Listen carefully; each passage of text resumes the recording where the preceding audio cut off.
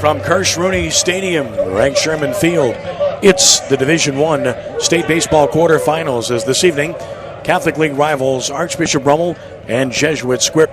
And a pleasant good evening to you, Ken Trahan, joined by Danny Ream. It's great to have you with us here this evening on a beautiful evening for baseball. More on that coming up shortly. And what should be a beautiful series between two evenly matched teams. Jesuit and Rummel. Rummel the 4th seed, Jesuit the 5th seed. They split 2 games during the regular season, both at John Ryan Stadium. Rummel winning 5-2, Jesuit winning 10-4. And the records are pretty similar as well. Rummel at 25-10, Jesuit at 24-12 coming in to this ball game. Danny, obviously, when you look at these two teams, you think about the incredible rivalry over the years. A healthy but friendly rivalry at that, and that certainly has been the case again this year. Absolutely. When these two teams get together, it's always exciting and it's always a big game, it seems like. And obviously nothing bigger than this series starting here tonight at Kirsch-Rooney for these two ball clubs trying to get themselves to the semifinals and out to Sulphur next week.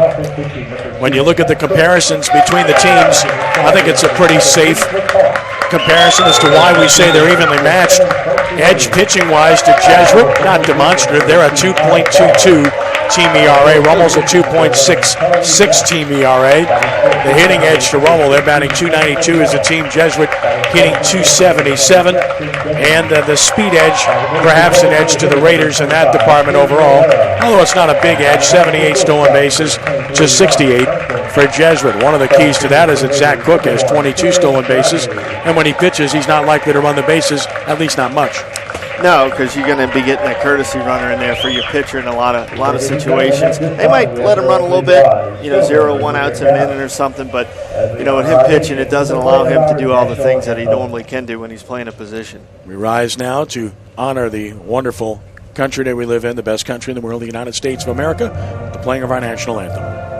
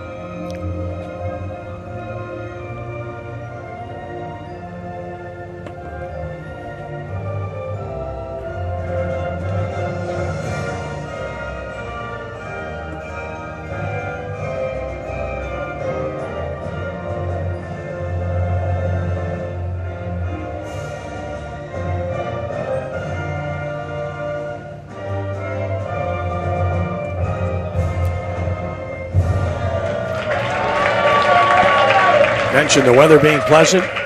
Doesn't get any better than this. Perfectly clear, sunny skies. The temperature 74 degrees.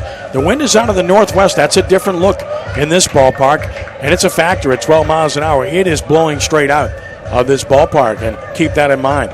No humidity, which is great, 37%. Imagine that in May in New Orleans. Let's set the starting lineups first of all for Jesuit. 24-12 under the direction of Joey Latino. The shortstop, Nick Ray, leads it off. Batting second, left fielder Michael Torrey. Hitting third, the right fielder Steven Sepsich. Cleanup hitter, Mark Tebers, the second baseman. Sam Ovella, the DH, bats fifth. Marshall Lee is at first base, hitting sixth. Parker Sirio, the catcher, bats seventh. Hunt Conroy at third base, hitting eighth. Bryce Musso in center field is batting ninth. And the pitcher is left-hander Davis Martin. Ray, Torrey, and Sepsich. Tebers, Ovella, Lee, Sirio, Conroy, and Musso, with Martin on the mound. For the Rummel Raiders, under the direction of Nick Monica, 25-10 overall, leading off the pitcher, Zach Cook. Luke Lacoste is in center field. Evan Francione hits third and left field. Lyle Ball, the cleanup hitter, and first baseman. Charlie Beck is at third base. Lane LeBlanc bats sixth at second base.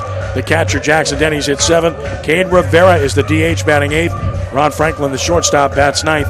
Taylor Stradley is the right fielder, not batting. Top three, Cook, Lacoste, Francione. Middle three, Ball, Beck, and LeBlanc. Bottom three, Denny's, Rivera, and Franklin.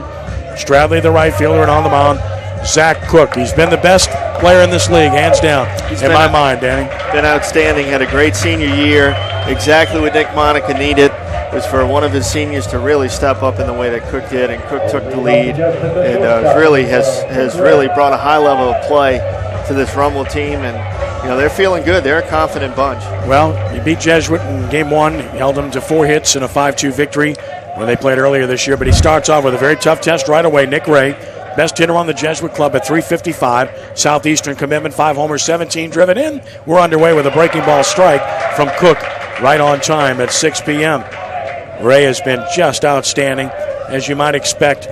Big, strong, fast, and took one down and out, a breaking ball to make it 1-1. The umpiring crew, by the way, is from Lafayette. You must have neutral umpires in the state playoffs, and we do here. Fastball, and it misses away, and it's 2-1. Well, these teams are real familiar with each other, and that's the thing that this Division I bracket has done. I mean, you're playing teams that you know very, very well, so not a whole lot of surprises. It's about going out there and executing at this point. Fastball by him, it's 2-2. And I said Cook, the best player in this league, hands down. What I mean by that is overall, combination pitching and hitting. No doubt Cade Beloso is the best hitter in this league. High and away, full 3-2. Well, Cook just does so much for his team, and that's why when we've talked about it in the past as far as a league MVP, I think you've got to lean to Cook just because of what he's done on the mound and as a position player. Time called. Rummel would not have had the year that they had if he did not perform the way that he did. So, I mean, he really meant a lot to this team. Payoff pitch, ball 4. Good start for Jesuit. Nick Ray draws the leadoff walk. Good at bat. Good speed aboard for the Blue Jays, and that will bring Michael Torrey to the plate. Ray, by the way, leads Jesuit with 13 stolen bases, so he is a big part of their running game. Torrey, two-sport athlete, a good bunter. You can watch for that here. 235. 12 driven in. The young freshman catcher, Denny's, throws well for Rummel. Could be a challenge right away. Cook has had pretty good control this year. Walks have not been a big problem for him. Not bunting, swings and fouls it. Tried to go the other way, as you might imagine. Good opportunity, good try on the part of Torrey. 0-1 the count. See if Joey Latino switches off or allows him to try to hit away once more. Rummel wearing their Columbia blue tops today. 3-tone caps as Ray is back safely. White pants and the scarlet red stockings. Jesuit, well, do I need to say? Blue Jays are wearing the Jesuit uniform. There we go. Here's the 0-1. Back to the screen with the foul, and it's 0-2. So no bunt here. Ray not looking to run yet. So it's 0-2 with Sepsich on deck. That's the thing about Nick Ray leading off. It just gives you so many options. He's such a great athlete if he gets on base, which he does quite often, and it really ignites the Jesuit offense. Up with a fastball to make it 1-2 strikes. Back in 2014, these two teams met in the regional round over at John Ryan. Jesuit swept Rummel in 2 games. Their most recent playoff encounter. Breaking ball beat slowly toward first. That is a fair ball. Cook has to hurry, and he doesn't get him. And Ray goes to third. He's going to round third and check in there. So right away, the Blue Jays with a tremendous opportunity. Not an easy chance. Had to throw it by the runner to get it to ball. Toss was high. Ball doesn't get it. It's an error. And it's first and third with nobody out. Well, the thing that makes that a big mistake is just because of the fact that you've got Davis Martin on the mound for Jesuit. This should be a low-scoring game, and when you're not getting outs when you have the opportunity to do it, you're asking for trouble. I mean, this should not be a high-scoring game. If somebody gets 4 or 5 runs, that's going to be a lot here tonight, and that might be all you need. Yeah, very bad start for Rummel. Be careful with this. With a walk and an error to get things started, you can't envision a worse start if you're Nick Monica. And here's the dangerous Steven Sepsich, who takes a strike at the knees. Sepsich, 351, 4 homers, 22 driven in for the outstanding hitter, who's heading to Tulane to play college baseball. Good-looking hitter, good player. Torrey with speed at first. Foul back to the screen. Boy, Cook really quick to the plate there. I mean, really quick. 0-2 the count as Torrey didn't even have a chance to take a look at him. Torrey with 5 stolen bases. Assumes a pretty good lead. Ray down at third. 0-2. Struck him out on a breaking ball. And good block by Denny's to keep the runner at first. 1 out.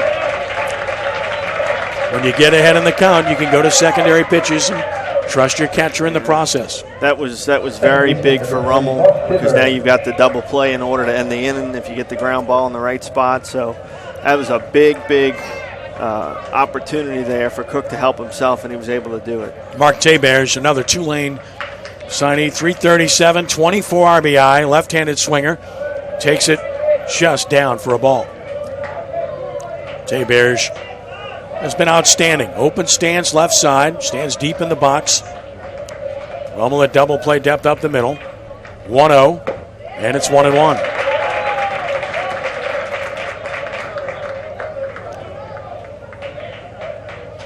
Just beautiful here tonight on May the 5th. I love it. Can we capsule this, box it, keep it, bottle it? We could have this in June and July. Good pitch by Cook, and it's 1-2.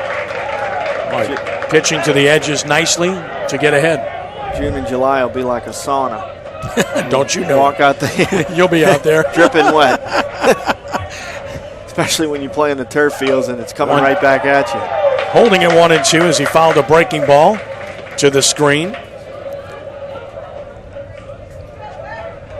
The ball man, Oliver, took care of that one. He's all over on his toes over there. 1 ball and 2 strikes. Way to go, Ollie. Cook delivers, and it's 2-2. I've got Tebers played as a pull hitter all the way. Second baseman, cheating over toward the hole. Center fielder, Lacoste, well over into right center. Lacoste not deep at all with the wind blowing out. 2-2, and now it's 3-2, and now you got to believe Torrey's going to run. That's why that was a big pitch to go to 3-2. Because if he runs, you take the double play possibility away in all likelihood. So 3-2 to Tebers. Watch Torrey at first. Not going. Ball 4, bases loaded, 1 out. So Cook,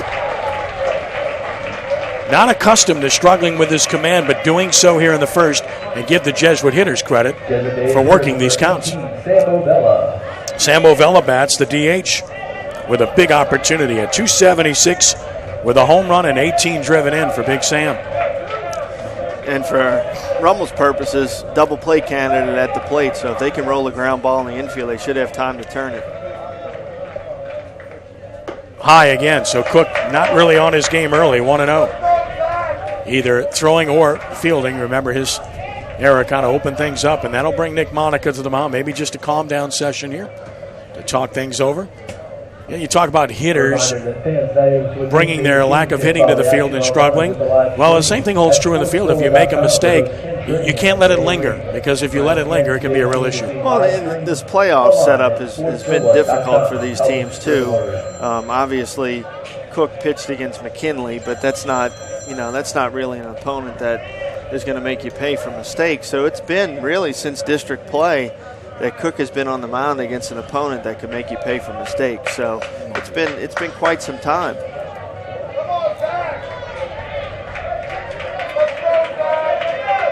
Likely the last game, well, a game he pitched against Curtis, obviously, that he won here at Kirsch-Rooney. Yeah, he beat Jesuit and Curtis back-to-back. That's pretty impressive. In deep trouble here, though. 1-0, bases loaded, 1 out. And the pitch to Ovella, and now it's 2-0. And if you're Joey Latino, your eyes have to be lighting up right now, because Rummel's best pitcher is scuffling. 2-0 the count. Ovella needs to really zone in on a pitch that he can handle, because he's going to have to split the plate. Right down the middle, and he had a good cut. It's a pitch he wanted.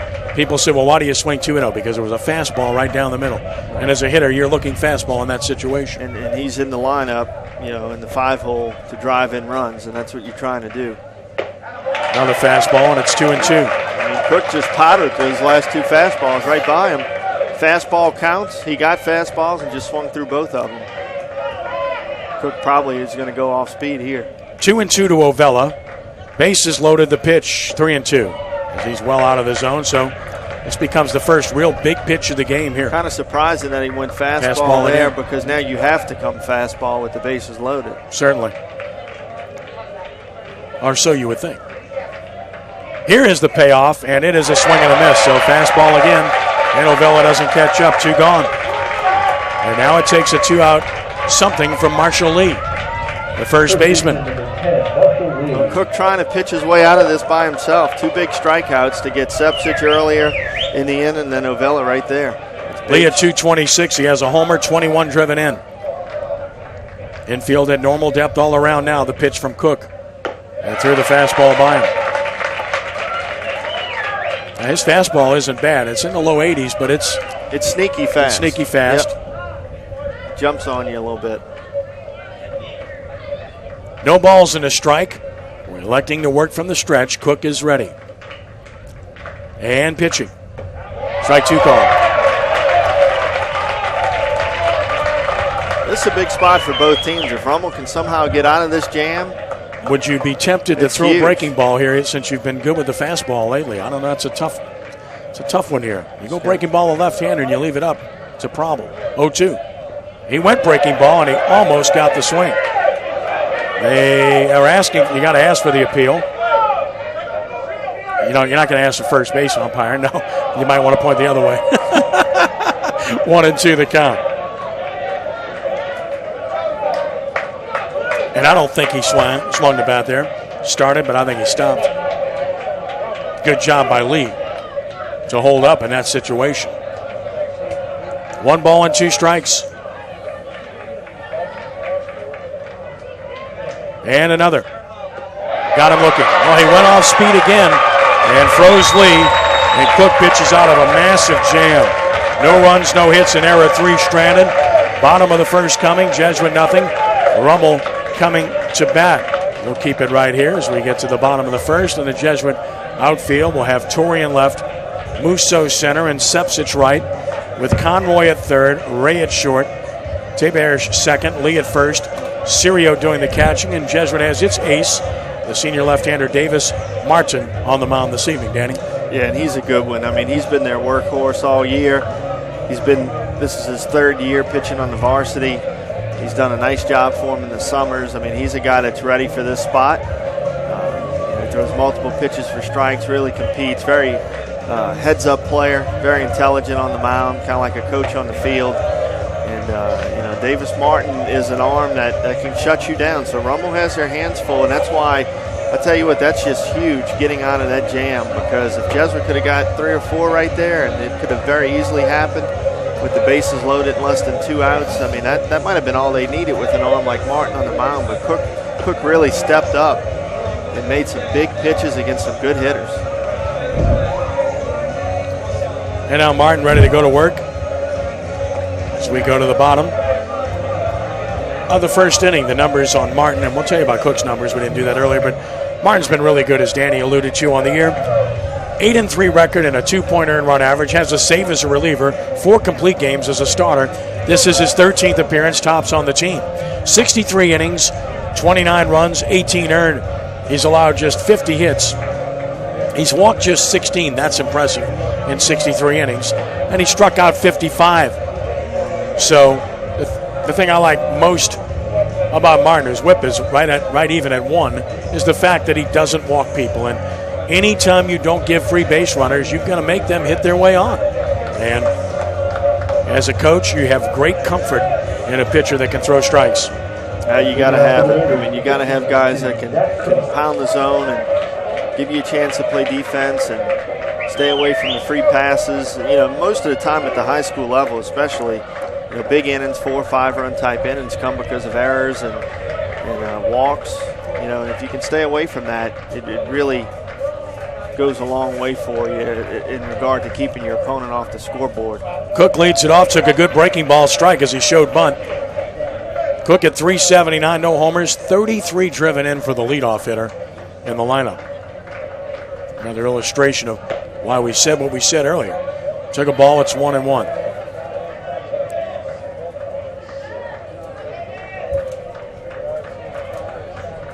And the 1-1 pitch. Fouled it back to the screen. A fastball up. It's 1-2. Lacoste and Francione to follow.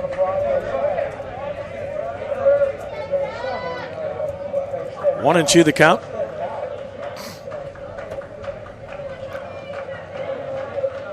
Martin the sign from Sirio. And the 1-2. Struck him out. Good fastball away. Got Cook 1 out. Anytime you get Cook with his on-base percentage, that's a big start for the opponent. Anytime you get that first out, keep the leadoff man from reaching. It's always good. I think Cook is near 500 with his on-base percentage. That's a huge out. Here's Luke Lacoste at 319. Took it high and away. Luke with no homers on the year, and he's driven in 19 runs. Loyola signee. Good outfielder who runs well. Here's the 1-0 pitch. Swing and a miss. Martin's fastball looking good early. It's 1-1. Yeah, he's got a lot of life on that pitch. Yeah, he's more a mid-80s guy as compared to Cook being a low 80s. Hurler. And the 1-1 pitch. Off speed down. Lacoste recognized it. It's 2-1. Again, you just don't see the wind howling out of this park very often. But that's the case tonight. Of course, it's a big yard. 325 down the lines, 370 to the gaps, and 400 to center field. 2-1. Popped up infield. Easy chance. Shortstop Nick Ray. 2 gone. That sounded bad. Got it off the end of the bat. So Martin looking sharp early, and now Evan Francione to the plate. Complete different start for Davis Martin compared to Zach Cook.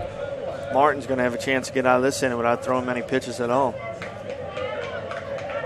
Yes, in a different start than the first time he pitched against Rummel, when Rummel got him for 2 runs on a couple of hits in the first inning. Here's Evan Francione, the junior.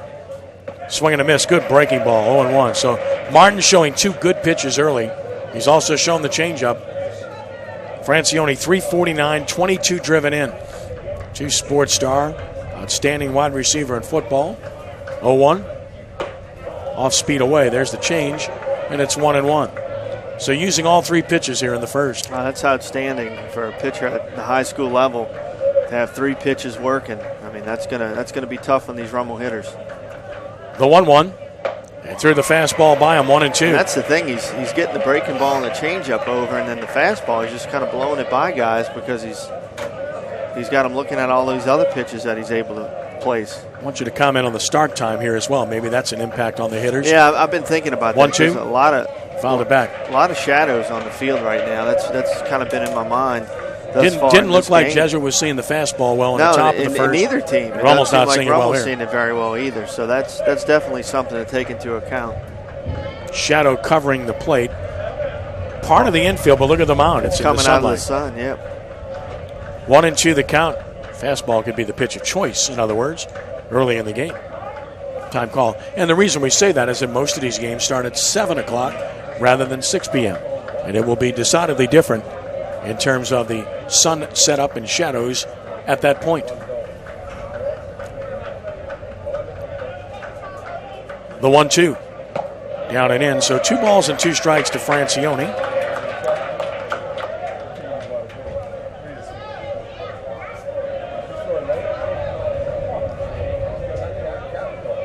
Two and 2 the count. Outside 3-2. St. Paul's and Catholic no score top of the second. And Baton Rouge in the select bracket. Tell you about the finals from earlier today. Coming up. 3-2 the count on Francione. And the payoff. Fouled him out of play. Pretty good at bat here. Spoiled the pitch.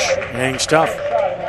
So after 2 quick outs, Francione extending Martin. This will be the 8th pitch of the at-bat.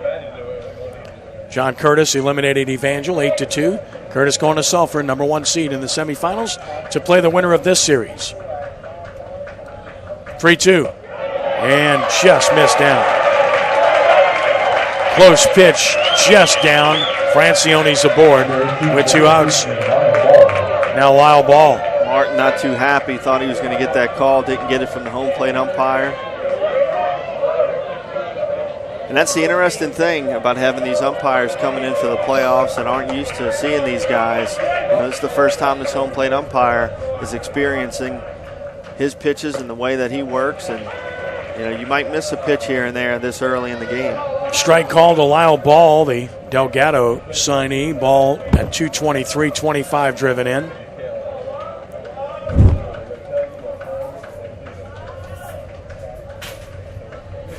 And a move to first. And Francione, of course, with outstanding speed, maybe the best on the team in terms of pure speed. He's 19 for 21 in the stolen base department. Holy Cross defeated Brother Martin 7-3 in game one at Tiger Park this afternoon. Threw the fastball by him. That's been the problem for Ball this year. He's been tardy on the fastball quite a bit. Sometimes when you don't start well, you press a little bit and it's hard to catch up. It's kind of been that kind of season for him at the plate. Back foot throw to first and Francione back.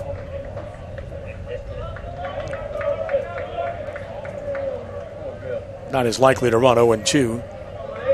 It's the ultimate pitch-out pitch if you're the guy on base, being aware of it. 0-2. To right, a base hit by Ball. Stopping at second, Francione, so Rummel trying to get a rally going with 2 outs, and that will get Charlie Beck to the plate. That was a really nice job by Lyle Ball, going the other way. Fastball up and out over the plate.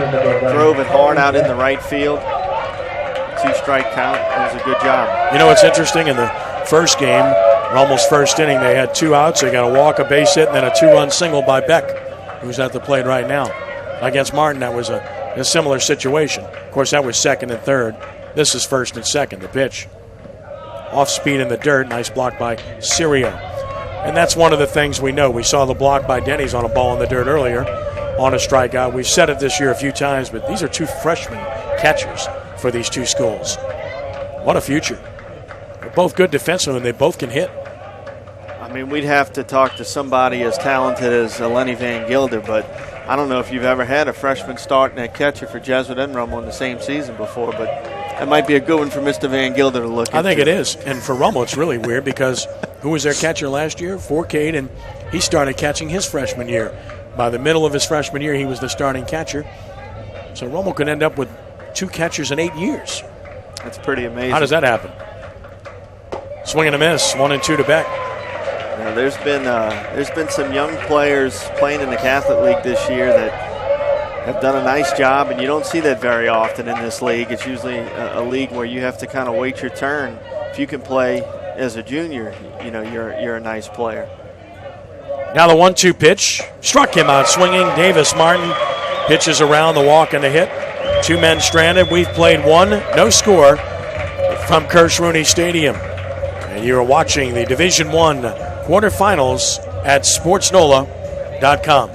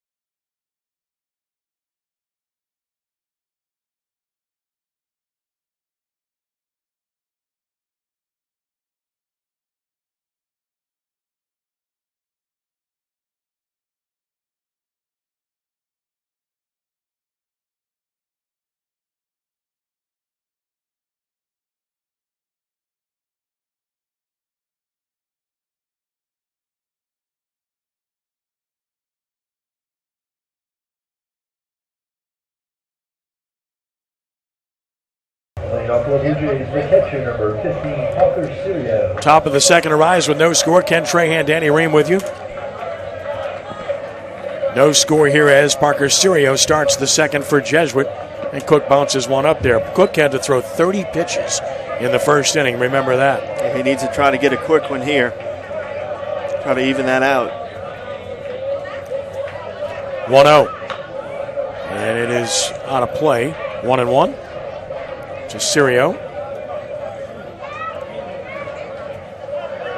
Parker really has come on strong in the latter stages of the season, up to 298 as mentioned.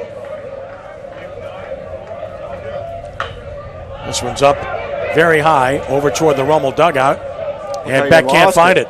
No. And it almost hit Joey Latino. He lost it, and the shortstop didn't go after it. So that's a big mistake. I mean, you have got to go over there if you're the shortstop in that situation. And now I don't think he saw it. Neither did Beck, obviously. That's an out that should be recorded, and the hitter's still at the plate.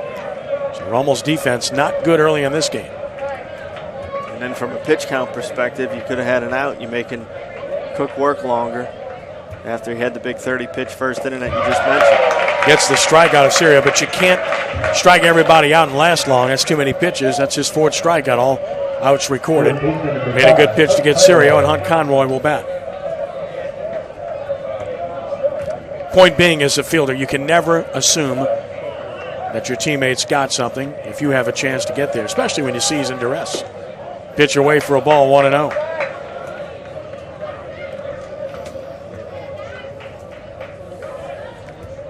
And the 1-0 pitch towards second for Lane LeBlanc.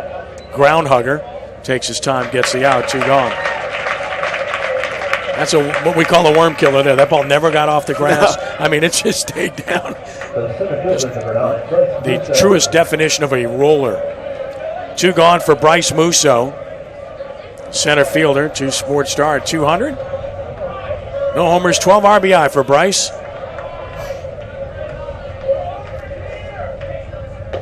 Threw it by him, 0-1. Cook working the corners. Well, that's who he is when he's on. He's can command 2 pitches and pitch in and out to the edges. Nice pitch, 0-2. You mentioned his. It doesn't look like these Jesuit hitters are seeing it very I don't think well. anybody is, frankly. The swings by Beck were kind of similar. 0-2 the count. And another. And he hit him. So there's a free base runner with 2 outs. Turns the lineup over for a dangerous hitter. Well, that'll have you scratching your head in the dugout. 9-hole hitter, and you got him 0-2, and get him to bring up Nick Ray. That's not a good formula. Nick walked his first time. St. Paul's has scored. They lead at Catholic 1-0 in the bottom of the second inning.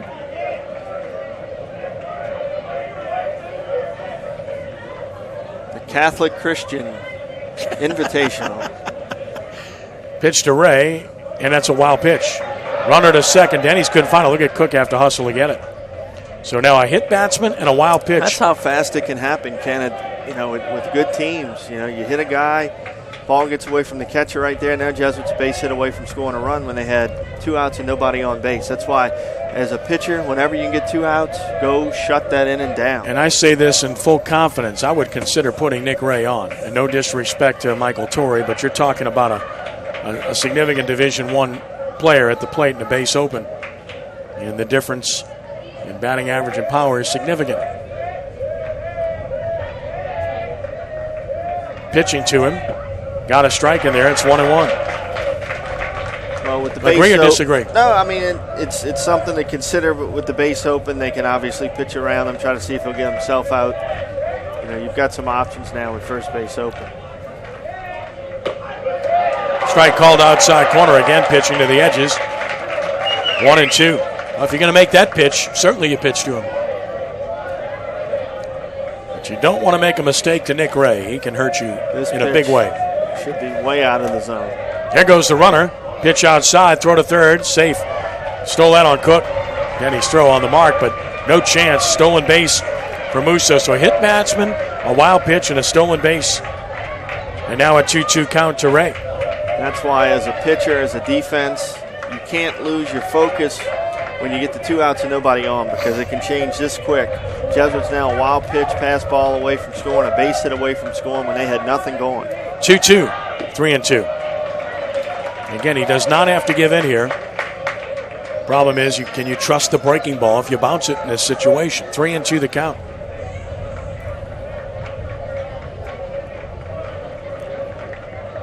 Cook electing to work from the full windup. And the payoff. Ground ball slowly to third. It's a tough chance. Beck has to hurry up, and he will not get him.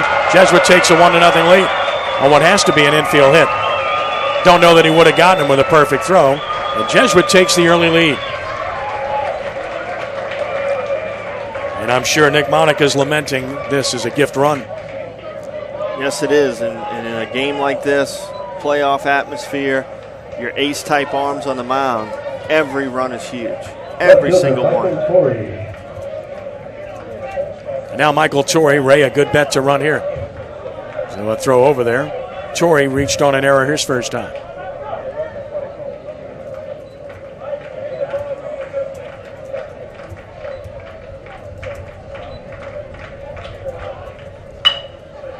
In the air, right field, located. Stradley catches it. The inning is over. A run on an infield hit.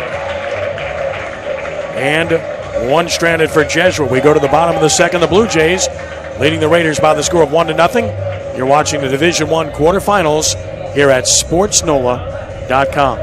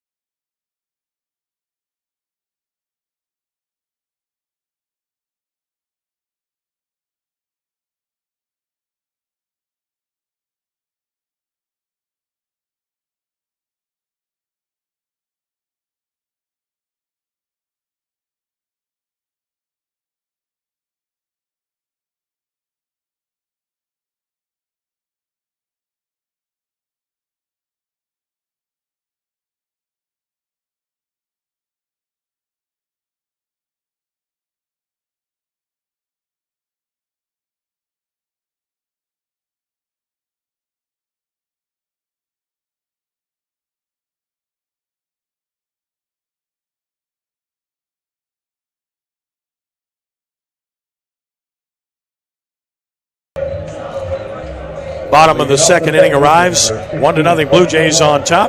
Ken Trahan, Danny Ream with you. Davis Martin armed with the lead. Will now pitch to Lane LeBlanc. Lane LeBlanc, Jackson Denny's, Cade Rivera here in the second. 23 pitches for Martin in the first. 15 were strikes. Lane LeBlanc had 260, a homer, 18 RBIs. Took a good breaking ball strike. I like the look of Martin early in this game.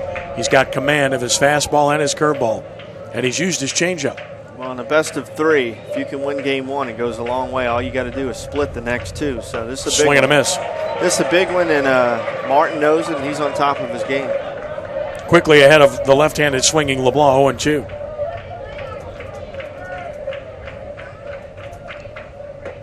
Tried to climb the ladder, showed him a fastball, and it's 1-2 to set up the next breaking ball, right? More than likely. We'll see what he goes to here, but he's got that pitch working. There it is, and he got a little number to the mound. Martin with an underhand flip for the out. One gone. Good pitching by Davis Martin to take care of LeBlanc. That brings up the freshman catcher, Jackson Denny's. Catcher number 20, Jackson Denny's. Denny's at .319. He has a home run, 22 driven in.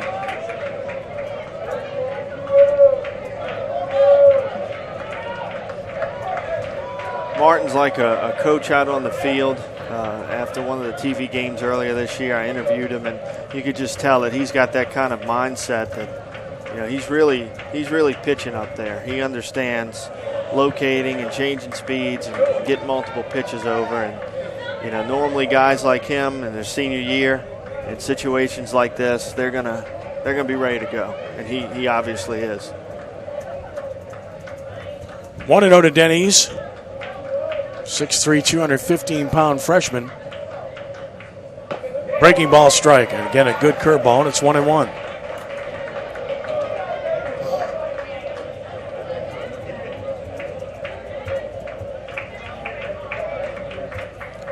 In the dirt, good recognition by Denny's to lay off, and it's 2 balls and a strike.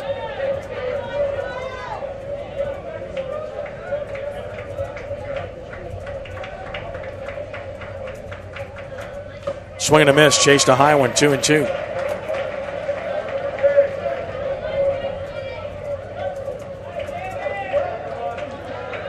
Straight away for Denny's. Martin kicks and deals the 2-2, and a swing and a foul to the screen. Holding at 2-2.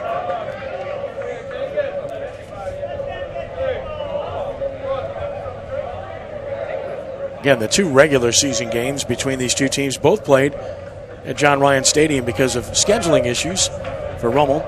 Next year, Rummel will play both games at home against Jesuit as a trade-off between these two fine schools, who work together very well, as it should be. Holding 2-2 on Denny's. And another pitch. Breaking ball struck him out looking great. Backdoor breaker. Takes care of Denny's for out number 2. Strikeout number 3 for Martin. Good bender right there from Davis Martin. Really locked Denny's up. Wasn't able to pull the trigger, gets the call. A decidedly different looking Davis Martin early in this game than in the first game against Rummel, which I covered. Pitch on the way. Breaking ball strike to Cade Rivera, another freshman starting for Rummel. Basketball player who came to baseball a little bit late this year, but he's talented. He's had a labrum injury. It's curtailed him other than running. We've seen him run a lot this year, but not hit. Now he's in the lineup the last couple of games. Limited plate appearances. He's got 4 RBIs and 6 at-bats. 2 for 6, but now he's 0-2. And against Davis Martin, that's a tough task for a freshman left-handed hitter. The 0-2. Erased him with a fastball. Great inning for Martin. Davis Martin with 4 strikeouts looks very sharp early on. We've played 2 from Kirsch-Rooney. Game 1, best of 3. 1-0 Jesuit on top of Rummel in the quarterfinals here in Division 1. Live at sportsnola.com.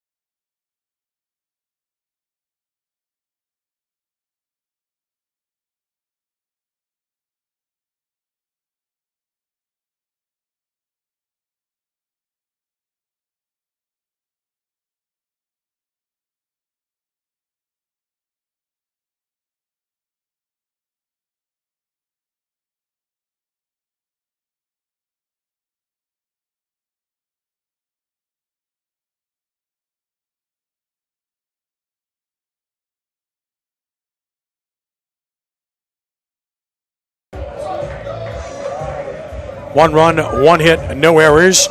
And 4 left for Jesuit, no runs, 1 hit, 1 error, 2 left for Rummel as we go to the 3rd. 3, 4, and 5 for the Blue Jays. Steven Sepsich to be followed by Mark Teberge. And Sam Ovella against Zach Cook, who's thrown 45 pitches in 2 innings, 27 for strikes. Starts him off with a fastball that's fouled back to the screen. Sepsich struck out swinging in the first on a breaking ball. Cook has walked 2, hit 1, and struck out 4. And the biggest number there was that hit batsman. Kind of changed things. Outside a ball, 1-1. Jesuits had a couple of infield rollers that have worked out very well for them as well. 1-1. Swing and a miss. Breaking ball again. 1-2. So he's finding his breaking ball, isn't he? Yes, he is. And he's had much better appearances since that first inning when he threw the 30 pitches. So I think Cook is starting to find his niche. Got him to chase high heat. Boy, that's a really good sequence of pitches. Yep. Breaking ball down, fastball up, change the eye level, change the speed, get the strikeout. 1 gone for Mark Teberge. Yeah, he's settling in, looking like the Zach Cook that we've seen throughout the year. Got off to a little bit of a tough start, but probably hot and loose now and getting the juices flowing. Teberge walked in the first, was stranded. Pitch on the way. Way high. Well, Cook on the year, we mentioned this, 9-2 with a 1.77 earned run average. Go along with the offensive numbers we mentioned. Swing and a miss. But with those numbers, he's pitched 63 innings, and he's only given up 44 hits. That's what really gets your attention is they don't hit him. And by the way, he's fan 62. Outside edge just missed, and it's 2-1. Right off the edge. Actually, a good call by the home plate umpire. I agree with you. Right off the edge, though. So you can see that Cook has found pinpoint-type control when you can make pitches like that. And as if on cue, he's up, and he's now 3-1 to Teberge with Ovella on deck. Looked like he was coasting to an easy second inning. All of a sudden, on an 0-2 pitch, he hit the 9-hole batter, and everything fell apart after that. Good swing by Teberge. Now it's full 3-2. That's the pitch you're looking for. 3-1, fastball down the middle. Got a good hack. 3 balls and 2 strikes. Payoff pitch. Got him looking. Another good pitch. Teberge knew it. ran that one in on the inner third against the lefty and tied him up. That's what I like about him. He's in and out, up and down. You can't get comfortable, and that's one of the big pieces of pitching is not allowing hitters to get comfortable. Being able to change speeds, change eye levels. Sam Ovella struck out his first time. Bats here with 2 outs, nobody on. And a good breaker for a strike. Wind still blowing out. Not as hard as it was earlier, but still blowing. Here's the 0-1 pitch. And now it's 0-2. Same situation as last inning for Jesuit. And then good things happen for the Blue Jays. 0-2 the count. Need that good focus right here to try to shut the inning down. Breaking ball foul back to the screen. Interesting that he's gone breaking balls to Ovella in this at-bat. When he first at-bat, he beat him with fastballs. Yeah, he was throwing the fastball right by him. And fastball counts when he should have been, Ovella should have been gearing up for him. Sam waits, and here's the pitch from Cook. And there's the fastball, got him. So Cook strikes out the side. He's already got 7 strikeouts in the game. Nothing across for the Jays. We go to the bottom of the third. It's Jesuit 1 and Rummel nothing. And you are watching the Division I quarterfinals at sportsnola.com.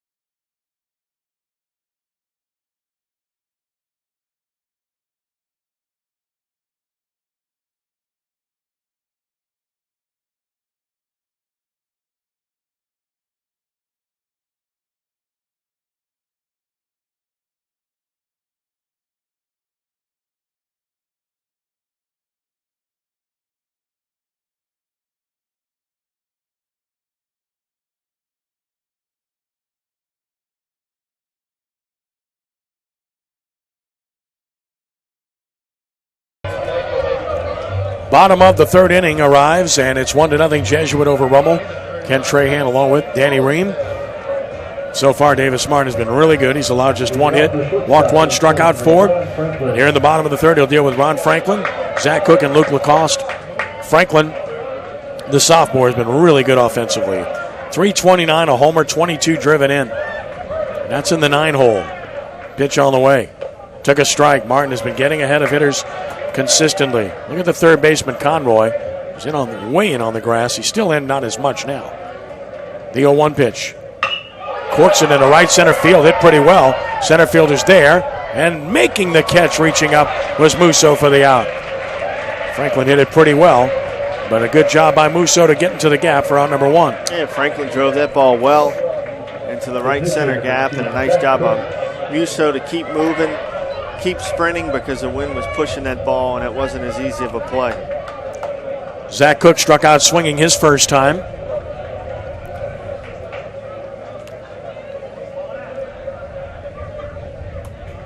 First pitch.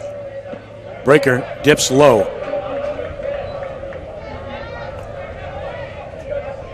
Again, when Martin misses, he's not missing by much. Sure indication of him being on his game tonight. Fastball, that's hit in the same direction. It's probably the same result. I mean, oh my goodness. Musso doesn't handle it, and Cook ends up at second. Was the same place. I mean, that was like an instant replay. But that time, he might have overran it a little bit, Danny. Yeah, it looked like, maybe that wind pushed it. That wind is ripping right now out there. You can see the flags. It looked like he might have overrun it. That wind just kind of pushed it back behind him. Couldn't get his hips back around to make the catch. 2-base error gives Rummel a chance, and Cook's going to run his own bases. That answers the question. Luke Lacoste will bat. Popped out to short as the lights are on here at Kirsch-Rooney Stadium. You're right. The wind's picked up again. Yeah, it's pretty wild. Those flags are blowing hard. So I got to believe that was a wind-induced error. Wind-induced. I like it. Attaboy.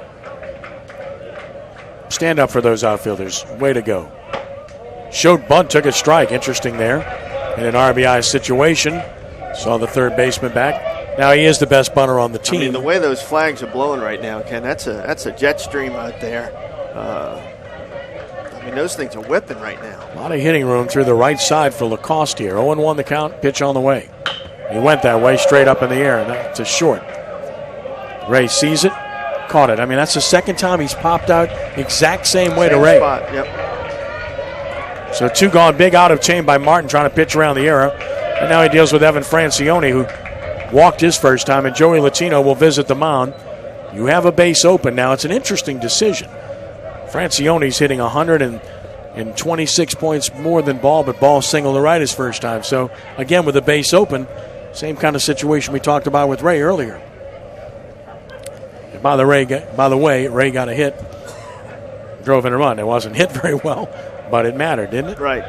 Yeah, it was huge. With his speed, he was able to make that play really tough on Beck at third base for Rummel. But anytime a base is open, you want to have a plan of attack. If it falls away from you, then you can always have some comfort in that base being open there. So I'm sure that's what Joey Latino's talking about, how we want to approach this hitter with the base open and what the plan is if they fall behind.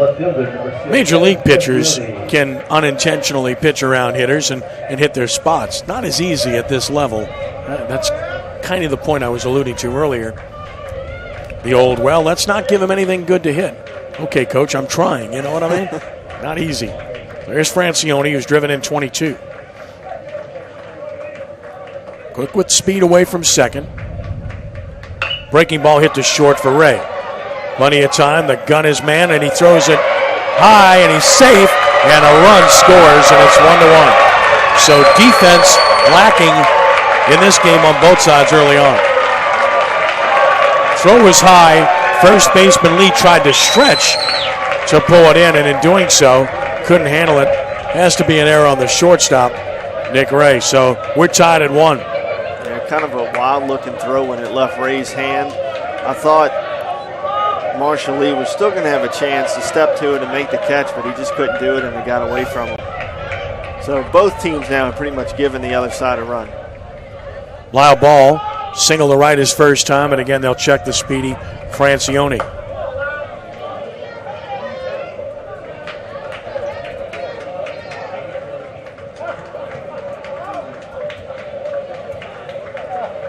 You'll take them any way they want to come at this point in the season. Picked him off, breaks for second, throw there's on the money, and he's out.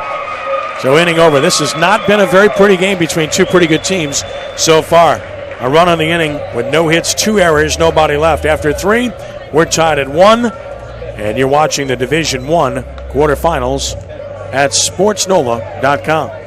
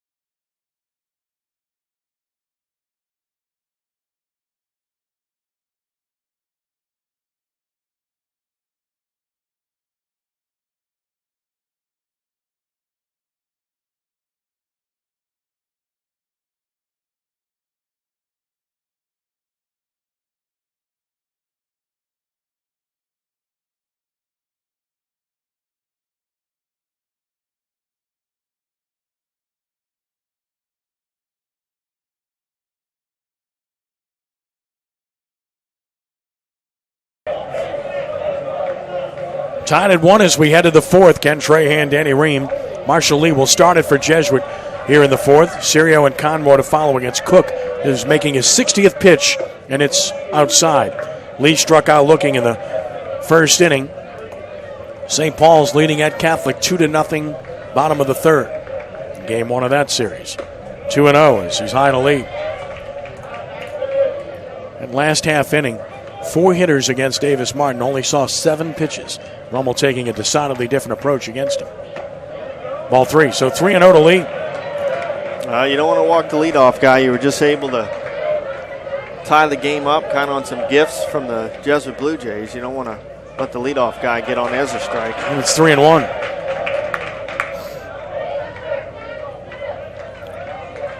Three balls and a strike, and another on the way. And it's 3-2. It's a good take for Lee. I mean, you're leading off an inning. They can throw strikes. Full 3 balls, 2 strikes. Cook working quickly. Lee hangs in there. Payoff pitch. Foul back to the screen. Good pass at a fastball. Shadows starting to creep a little bit more out there, so hitters should see the ball a little bit better. Haven't seen the best swings thus far, have we? No, we haven't. A lot of these hitters haven't looked very comfortable today, and it may have something to do with those shadows, and of course there's good arms on the mound as well. There's that leadoff man reaching. That goes a long way when it comes to scoring. Well, these are two teams that look like they haven't played in 2 weeks so far, right? Yeah, this playoff situation is not the easiest thing in the world, and no disrespect here, but Rummel playing McKinley and Jesuit playing St. Aug, even though St. Aug competed very well against Jesuit, it's still not what you're used to seeing in the state playoffs. So, I mean, this is really the first time that. And that was my point, is the competition. Ball high, no disrespect at all to those teams. This is really the first time that these teams are playing, a real intense type opponent in a while, in about 2 weeks or so. Serio squares to bunt and missed it. Snap throw to first, runner back, 1-1. It's crazy to say this, but like Holy Cross, for example, they had a bye. Yes. They played a Navy Gold series against each other. Probably got better work than some of the teams playing in the bracket got. I think that's accurate. Chasing him back one more time. Something's going to have to give with this new playoff scenario. Marshall Lee with 5 stolen bases. Has a good lead, I might add, though. He's got a foot out on that grass. The cutout area. Showed bunt early. Took it high, 2-1. So Cook, who struggled in the first with his command, settled down since then, but he's walked the leadoff man, and he's 2-1 to Serio here in the fourth. 2 balls and a strike. Shows bunt early and missed it. It's 2-2. Third time Denny's has thrown down to first. You got to get guys over. Can't be bunting through strikes. Not in a game like this. 1-1 in the fourth. Coach calls upon you to get the bunt down. You got to get it on the ground, move runners. 2 balls and 2 strikes, and Cook is set. And down, so it's full 3-2.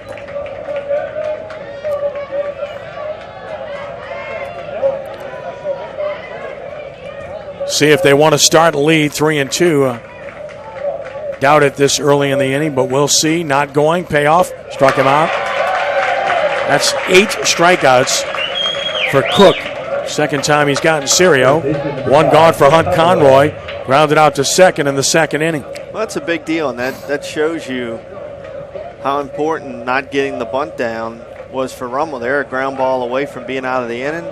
Jesuit could have been in a position where they were a base hit away from scoring a run. So good breaking ball, 0-1. Yeah, that's a big flip when you go from trying to bunt a guy over to striking out.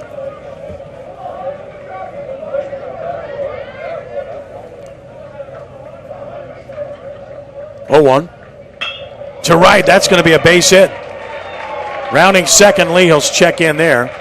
So it's going to be first and second with 1 out, a chance for the Blue Jays as Conroy came in hitting 190, goes the other way for a knock. That's the thing. If you get that bunt down, there's a good chance you just scored your second run, because that was one of those base hits where off the bat you knew it was going to find grass. Correct. You could have been rocking and rolling, probably easily would have been waved home.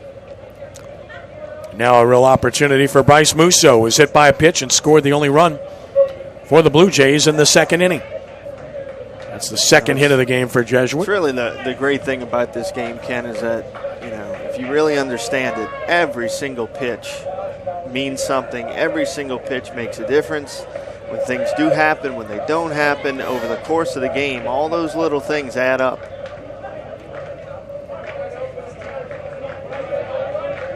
Musso with 2 on, 1 out. took it high. Only stress-free inning for Cook was the third. Back in the soup, as it were, here in the fourth. And the 1-0 pitch showed bunt, took a strike. And you say, what are you thinking about there? Well, it's easy. You're trying to get fielders moving, get their attention, draw them in, perhaps try to slap it by them. And look at Beck at third. He's in on the grass. Has to respect it. Here's the 1-1. And there it is, slowly, like a bunt. Tough chance. Backhand Cook, he made a heck of a play. Well, that's what happens when you got a shortstop pitching, yeah, right? Absolutely. Athlete on the mound right there. That's not a very easy play, and he made it look easy. A lot of athleticism on the mound shown right there. Yeah, because that's not unlike the two rollers they've had already that hitters reached safely on. Speaking of which, Nick Ray had the last, and now once more, Nick Monica is faced with the base open, and what do you do with Ray? Here we go again, right? This time with two runners in scoring position with 2 outs. And I understand at the high school level, if you walk them, you load the bases, and then you're worried about, well, another base on balls or a hit batsman scores a run. But at the same time, when you're talking about a premier hitter like Ray, I think you got to give it some serious thought. How's that? No, I mean, I sound like a politician. No, I mean, you're looking at the statistics. Torrey's about 90 points below Ray as far as batting average is concerned. I mean, that right there lends itself to at least being very, very careful here and pitching around him. Ray drove in the only run. Now, it was an infield hit. It wasn't hit hard at all, but here's a big situation, and Ray took it high and away. Again, they don't have to come into him here. As you mentioned, they can just try to get him to chase, but again, if you do that, you can't make a mistake. Can't make a mistake. 1-0 the count. Pitching around guys doesn't work if you throw it out over and the there it dish. is again, down and out. So 2-0. Now do you think about putting him on, falling behind in the count? No indication from the dugout. 2-0 to Nick Ray. And now 3-0, and I think you just put him on here, don't you?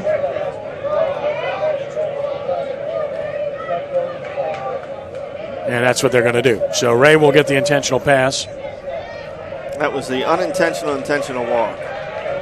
The danger there is that you're trying to get in the chase out of the zone. If you throw one you make a mistake, out of the zone, you make a mistake, the run scores. So now you get Michael Torrey in a big situation with the bases loaded, 2 outs. Reached on an error in the first, fly to right in the second. So he's put the ball in play both times.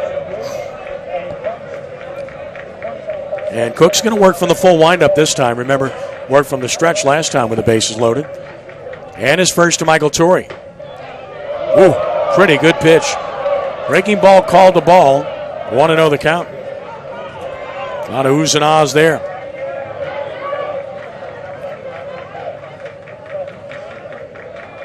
And the 1-0. Up the middle. What a play by Cook. Again, your best athlete happens to be on the mound tonight, and he makes 2 good plays in that inning. And Jesuit again strands the bases loaded.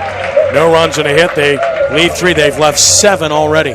Bottom of the 4th coming, still tied at 1 in the Division I quarterfinals here at SportsNola.com.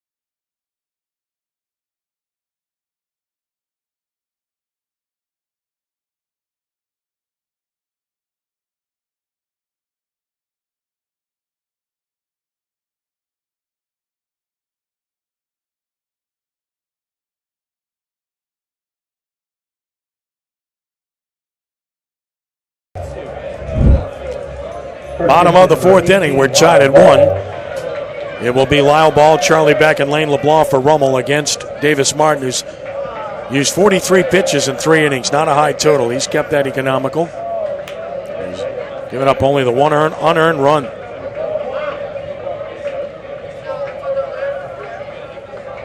Beck takes a hot one for a strike, so again he gets ahead. That's been Martin's MO tonight. Not Beck, but Lyle Ball, who singled to right his first time. Delgado Sonny playing on the field he'll play on in college. Here's the 0-1, high and away, 1-1. Or junior college, as it were. 1-1 to Ball.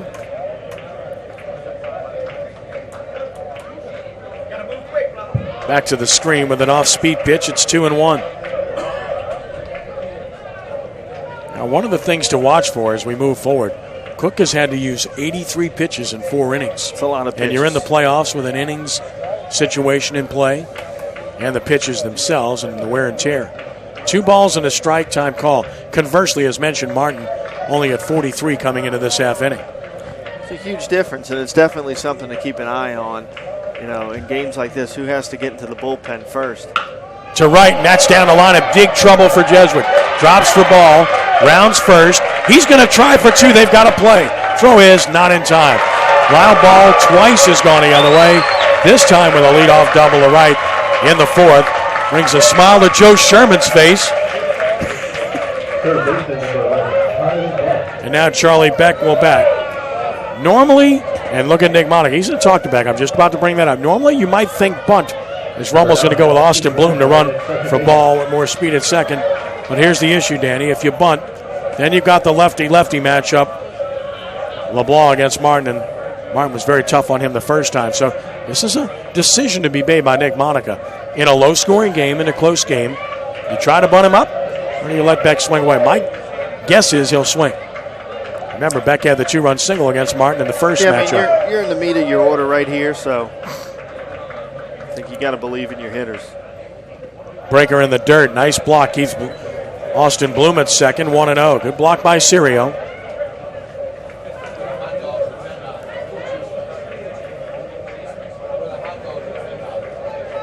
Bloom has swiped 2 bags. Martin steps off. Beck is driven in. 25 on the year. Second on the team. Down in and what a stop by Sirio again. That's twice he's kept that runner at second with outstanding defensive plays. And what you like most about that is how he just quickly shifted his weight. Yeah, he's very, very quick back there. Got into the ground, got his body in good position.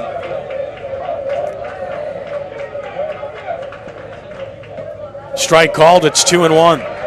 Hasn't been behind many hitters.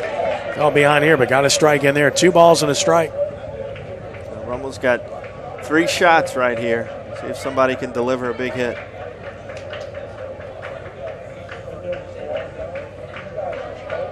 Now the 2-1, high and away, so it's 3-1.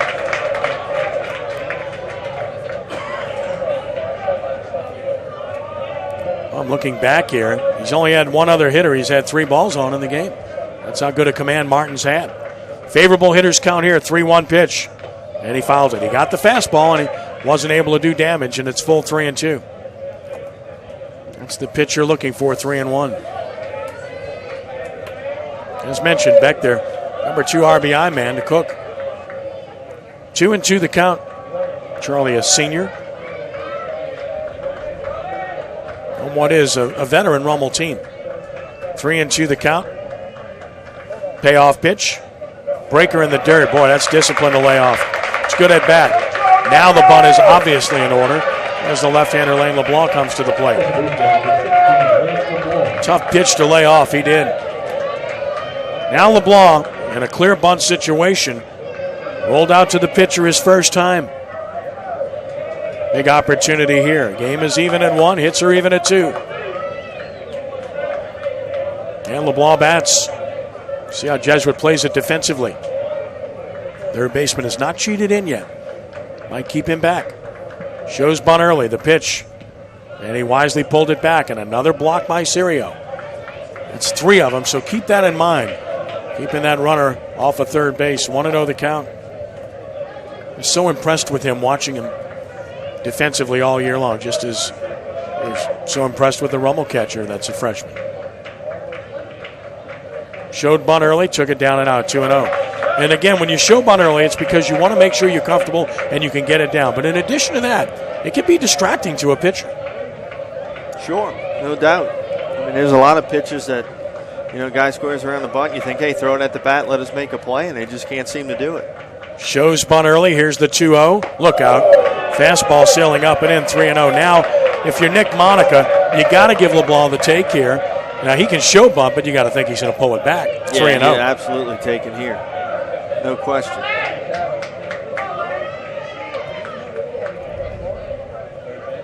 And there goes LeBlanc, as Nick wants to make sure that they're clear.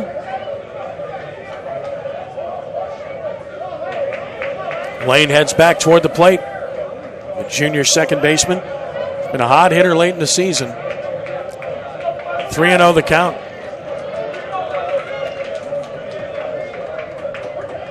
And the pitch. Look out, it's high, not close. So Martin, who's had good command, suddenly has walked 2 in a row, and the bases are loaded with nobody out.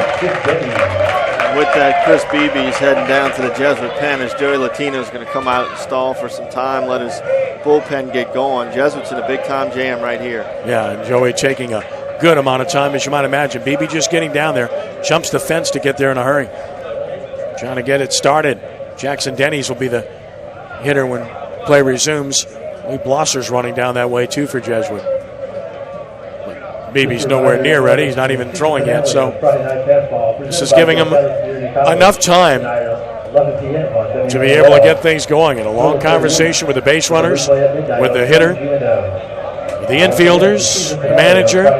It's one big confab here is what we're having. The convention breaking up. Runners returning to their bases. Well, bases loaded, nobody out for Jesuit. Obviously, if your pitcher can try to take care of somebody on his own with a strikeout, that goes a long way. A pop-up on the infield, ground ball, hit hard at a corner. Those would be positive things that Jesuit would be trying to get a comeback to the mound. But this is a tough spot. Bases loaded, nobody out. He got Denny's looking the first time on a backdoor breaking ball. From the stretch, Martin steps off, so he elects to work from the stretch, which means that's the way he's comfortable in this circumstance. First pitch on the way to Denny's. Breaking ball, corked to left center. That's going to get down for a base hit. 1 run is on, 2 runs will score. Denny's on his way to second. He's there safely with a double, and Rummel leads it 3-1. Well, that's a problem with the bases loaded. You got to come in the zone. You got to be there. And a lot of times also on top of that, always after you have that mound conference, and a pitcher's struggling, what is the coach saying? The coach is saying, hey, we need to get back in the zone. So Rummel not waiting around, not looking to take pitches, looking to deliver, and that's what happened right there. So the Raiders take their first lead of the game and have a chance to play add-on. Cade Rivera struck out looking his first time. Would the bunt be a possibility here? Pitch on the way. Cade got a good swing at it and missed it, 0-1. They really like him. They think he's going to be an outstanding player.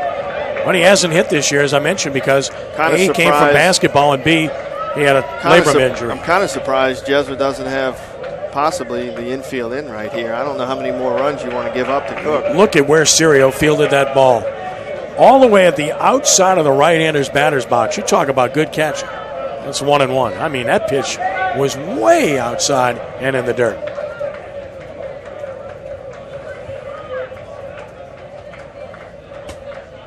Rivera fouls it back. It's 1-2.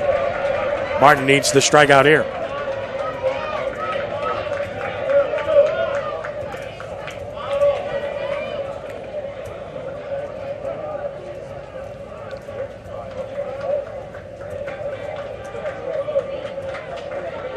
On 1-2. Rivera took a ball outside. It's 2-2.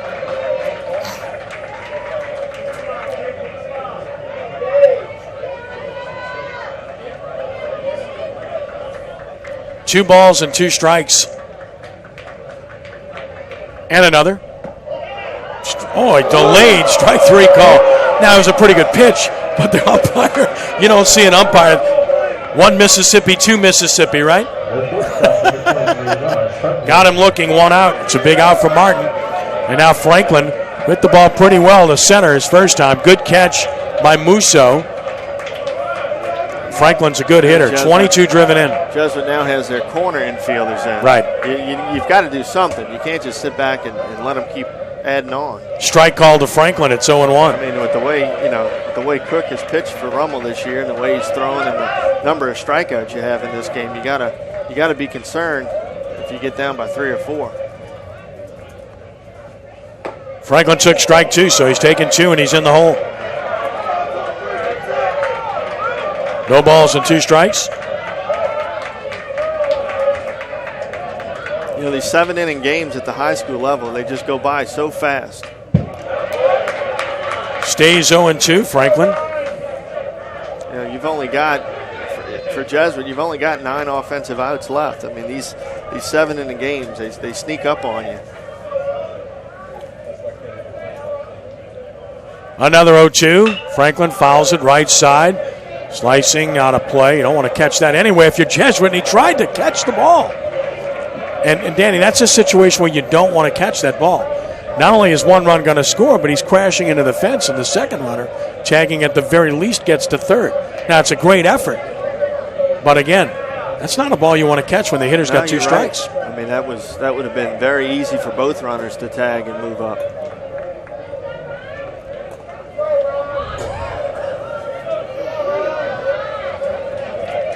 Still 0-2 to Franklin.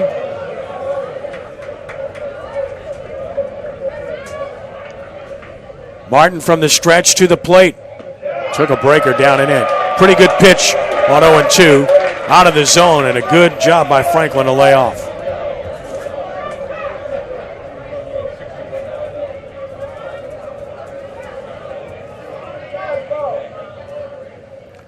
And again fights it off. Impressive by Franklin. He's fouled off 3 pitches with 2 strikes. You love that as a coach, don't you? Absolutely. Guys in there fighting, 2 strikes, not giving the at-bat away, making the guy work.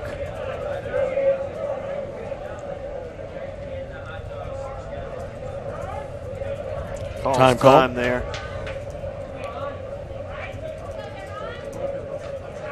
Franklin back in. Big at-bat for both teams here. Pitch to Franklin. Bounced it. Sirio got a piece of it. That's enough to keep the runner at third. And it's 2-2 as he continues to shine back there. He does a good job of being athletic behind the plate, quickly getting his body into position so that when he blocks the ball, he's in a good position. He's got a good angle on the block that the ball stays right out in front of him. 2 balls and 2 strikes, 2 on and 1 out. And Martin is ready. Pitching to Franklin. And a pop-up right side. Right fielder might have a play here. Sefcich is there. He's got it. Runner tags. Here's the throw home. It is not in time. A sacrifice fly for Franklin.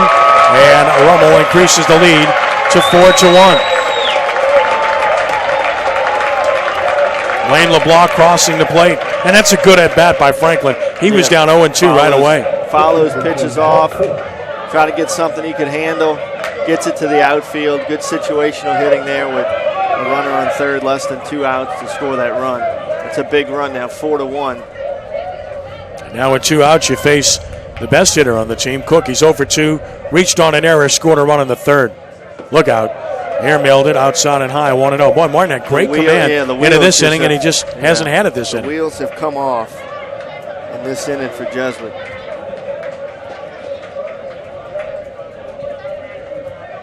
Cook, big swing and a miss.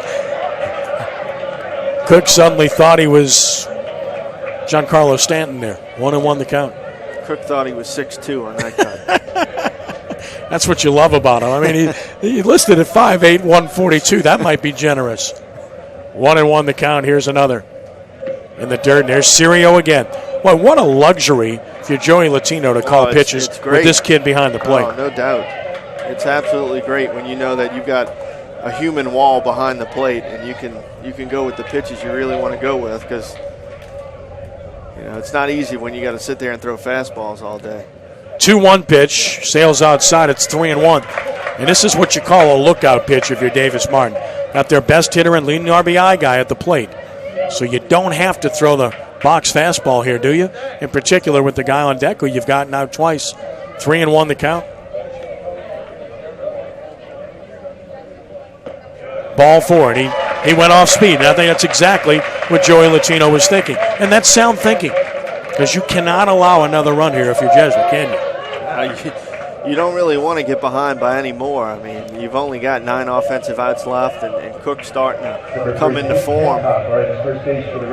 And now Cook with 2 outs is going to go to the bench and be ready to pitch, which means Peyton Hancock will run at first. And here is Luke Lacoste, who's twice popped up off the end of the bat to short.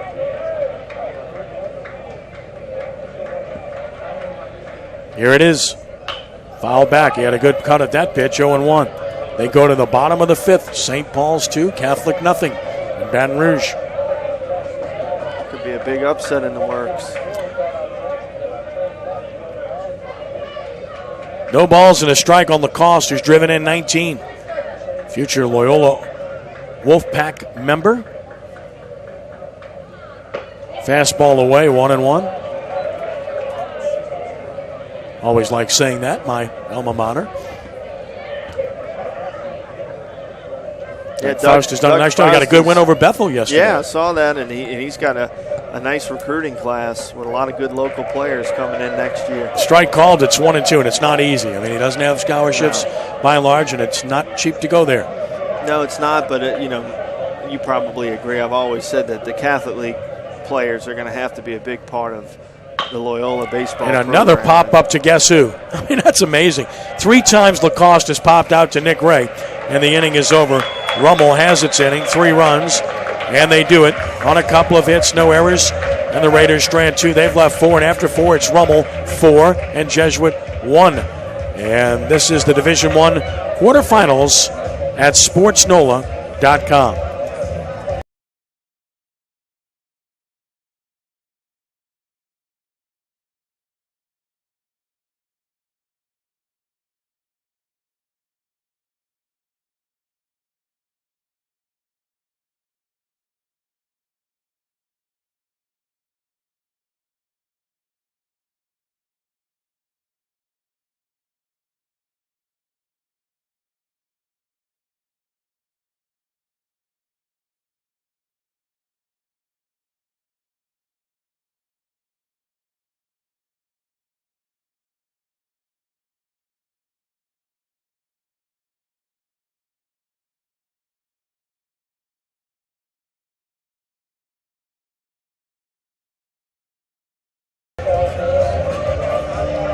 Four runs, 3 hits, 1 error.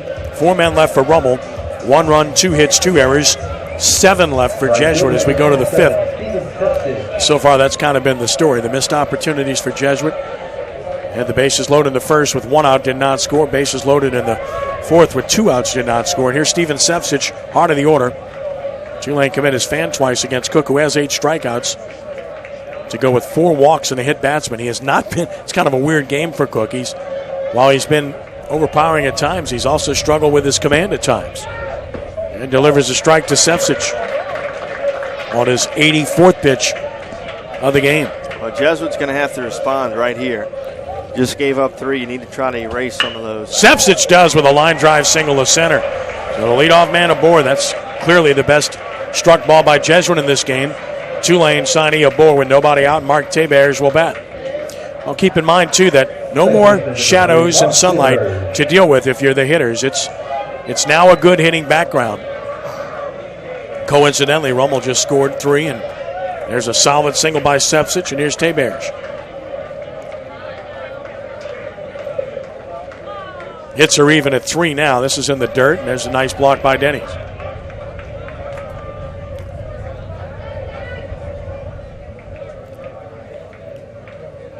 Zachary 2, North Shore nothing. Top of the 2nd in 5A. And he's tried to frame it, didn't get the call, 2-0.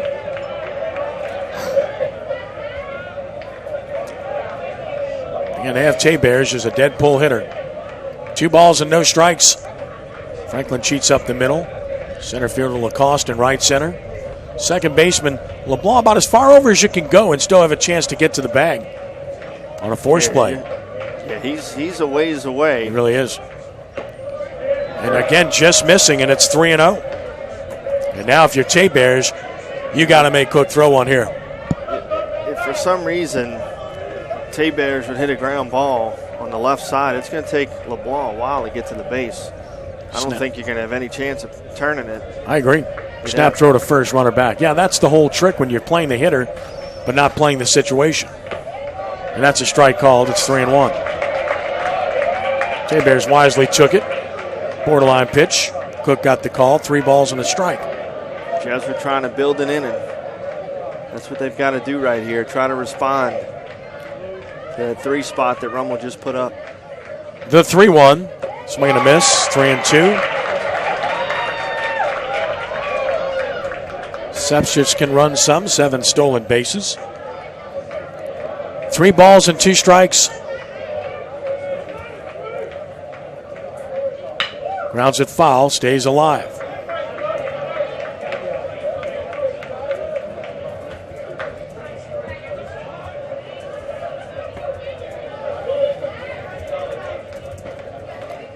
Holding at 3-2 on Tay-Bears. And another payoff. Ball 4, 2 on, nobody out, so Jesuit has its opportunity. And that's 5 walks and a hit batsman for Cook. And no action. No action yet in the Rummel bullpen. And now a decision for Joey Latino. Do you bunt? Well, he's going to pinch hit is what he's going to do. And you know he's setting the hitter up likely to bunt because it's Triple Day. So Leday's coming up here to get these runners advanced. Well, you did say earlier when we were talking that Leday had a couple base hits against Cook in an earlier meeting. So they had just 4 hits in the game against Cook the first time, and 2 were by Leday. But clearly, he's up there to bunt him over here. Or bunt him up. Nobody out.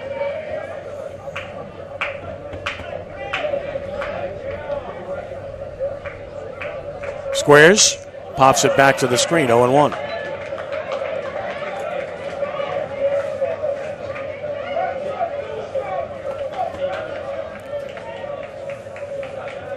No balls and a strike. Really good crowd tonight, but we expected that.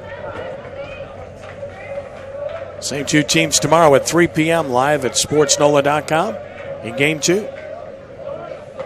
Breaking ball just missed the outer edge, 1-1. Joey Latino's mindset here is, I guess, to get these guys over and try to chip away at the lead. Because, you'd still, but if you scored both of these base runs, you're still down by 1, but at least you've cut into the lead. And there's the bunt toward first, but it is foul. So it's now a ball and 2 strikes. Now, if you're Coach Latino, who just kind of hangs his head there, do you keep the bunt on or do you take it off here? Well, this is the second time they've tried to sacrifice bunt, move guys up, and they haven't had a whole lot of luck with it. But, I mean, in this situation, if that's the plan, I'm bunting all 3 strikes. If we're bunting, we're bunting.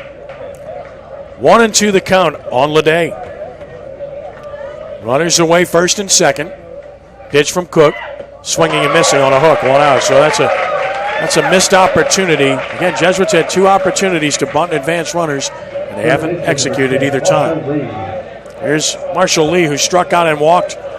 See if he can pick up his teammates. See, I think you make a decision right there what you're trying to do. And if the goal, if the end game right there was to move those guys up, I say you bunt all 3 strikes. Here's Lee. There's a fast strike. It's 0-1. It has been a laborious effort for Cook here this evening. Which is kind of a weird feel to this game in general. Really, I mean, and it's probably because of this bracket. I agree. But it just does not feel like swing and a miss. 0-2. Well, you've seen each other twice. You know each other extremely well. There's a lack of intensity in the stands. I mean, that too, for this rivalry, you're right. It's a very calm atmosphere. I mean, normally the playoffs are pretty rowdy. And the 0-2. Trying to show him a breaker, but it's down and out, 1-2. That was a show-me pitch there. Whatever he wants to get him out with is going to be what comes next. 1-2 the count on Lee. And another from Cook. Ooh, he tried to nail the inside corner, just missed. 2-2, but I love the pitching pattern. Breaking ball away, fastball in. Evens the count at 2-2.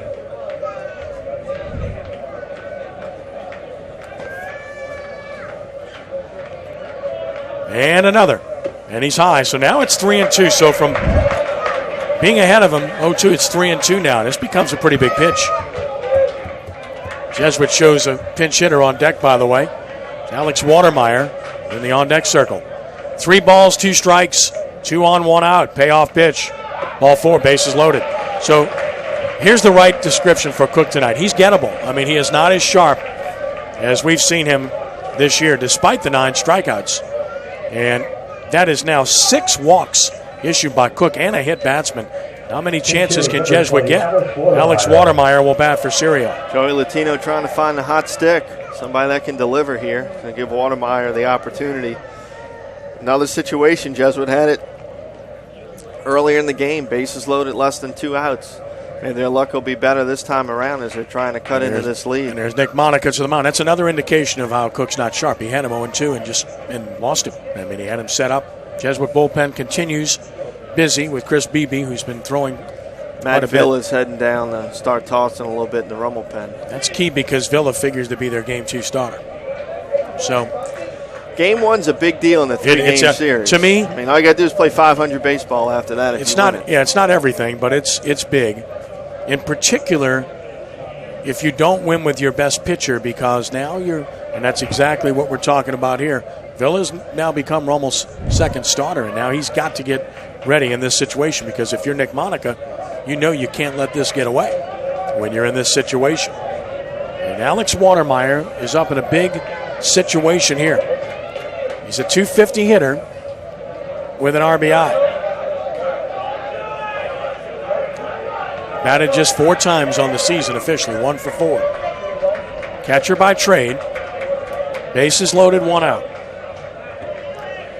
Watermeyer waits. Cook's going to work from the stretch. And he pitches. Watermeyer fouls it out of play. So he went up hacking. It's 0-1. That's what he's in there to do. I mean, he's in there to try to find a gap. No balls and a strike. Sun's setting here in the City Park region of New Orleans. 0-1 the count. And the pitch. And again, popped up. Out of play. That's 0-2, same direction. And Watermeyer swinging twice, and he's in the hole. No balls and 2 strikes. Conroy on deck. Beebe in the bullpen. Bases full of Blue Jays. Tying run at first. Go ahead run at the plate.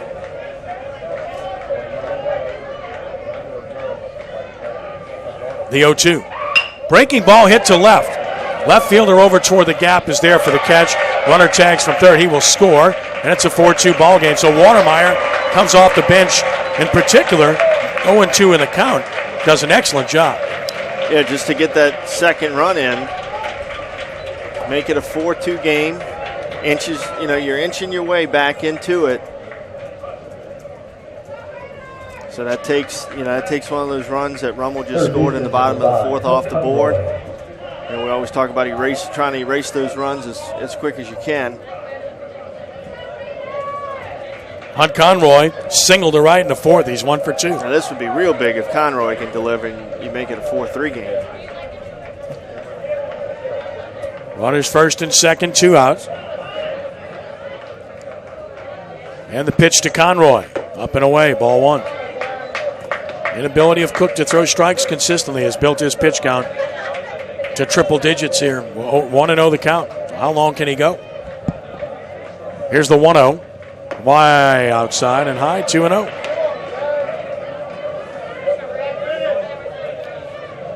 Catholic High just scored 2. They've tied St. Paul's 2-2, top of the 6th. 2 balls and no strikes. And another, 2-1. And the other thing about Jesuit hitters is they've made Cook throw pitches tonight. They have not swung out of the zone often at all. Good approach. 2-1 the count. And another. And it's 2-2.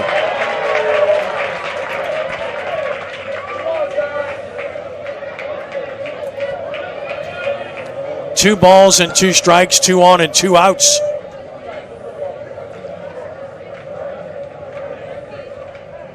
Cook thinks about bluffing. So he turns and lets Tibbers know I'm in the neighborhood. Shortstop and second baseman have been well off the bag. They peel off again. Foul back to the screen. Just a utility swing there to stay alive by Conroy on a high heater.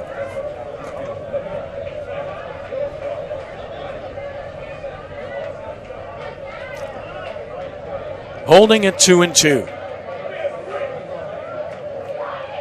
And now 3-2. That's a big pitch because now the runners go. And with a pitcher that scuffled with his command, if you're Conroy, you got to be sitting dead red here, 3-2. BB comes into the dugout, so we expect to see him in the next half inning. Runners will take off. There they go. Payoff pitch. Ball 4 low. Bases loaded. And Cook has walked his 7th. And now Musso with an even bigger opportunity. How many bases loaded chances will Jesuit have in this game? It's going to be Andrew Cashman who's going to hit here. So Cashman to hit for Musso, and he's a .360 hitter with 11 RBI. So good move by Joey Latino here to go for it with Cashman. The pitch hitter, number 19, Andrew Cashman.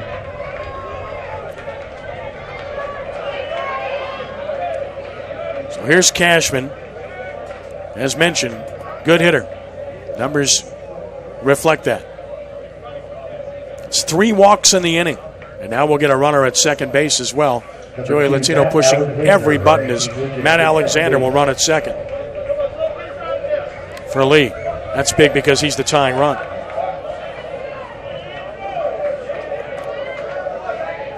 Well, you can bet if Cashman delivers here, if Joey Latino can take a chance to tie it, you're going to do it. Cashman waits. Cook is pitching. And missed a fastball, 0-1. St. Charles Catholic defeated Dunham 4-3 in game 1 of that series.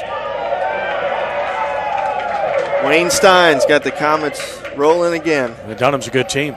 It's a good win. Here's the 0-1 pitch. High and away. It's 1-1. St. Thomas More beats St. Michael 3-2. Big win there for the Cougars. Parkview Baptist shut out University Lab, the home team, 5-0. Here's the 1-1 pitch. And check swing following a breaker. It's 1-2. Here's one that certainly gets your attention. The 12th seed Catholic New Iberia beat Riverside by the score of 5-4.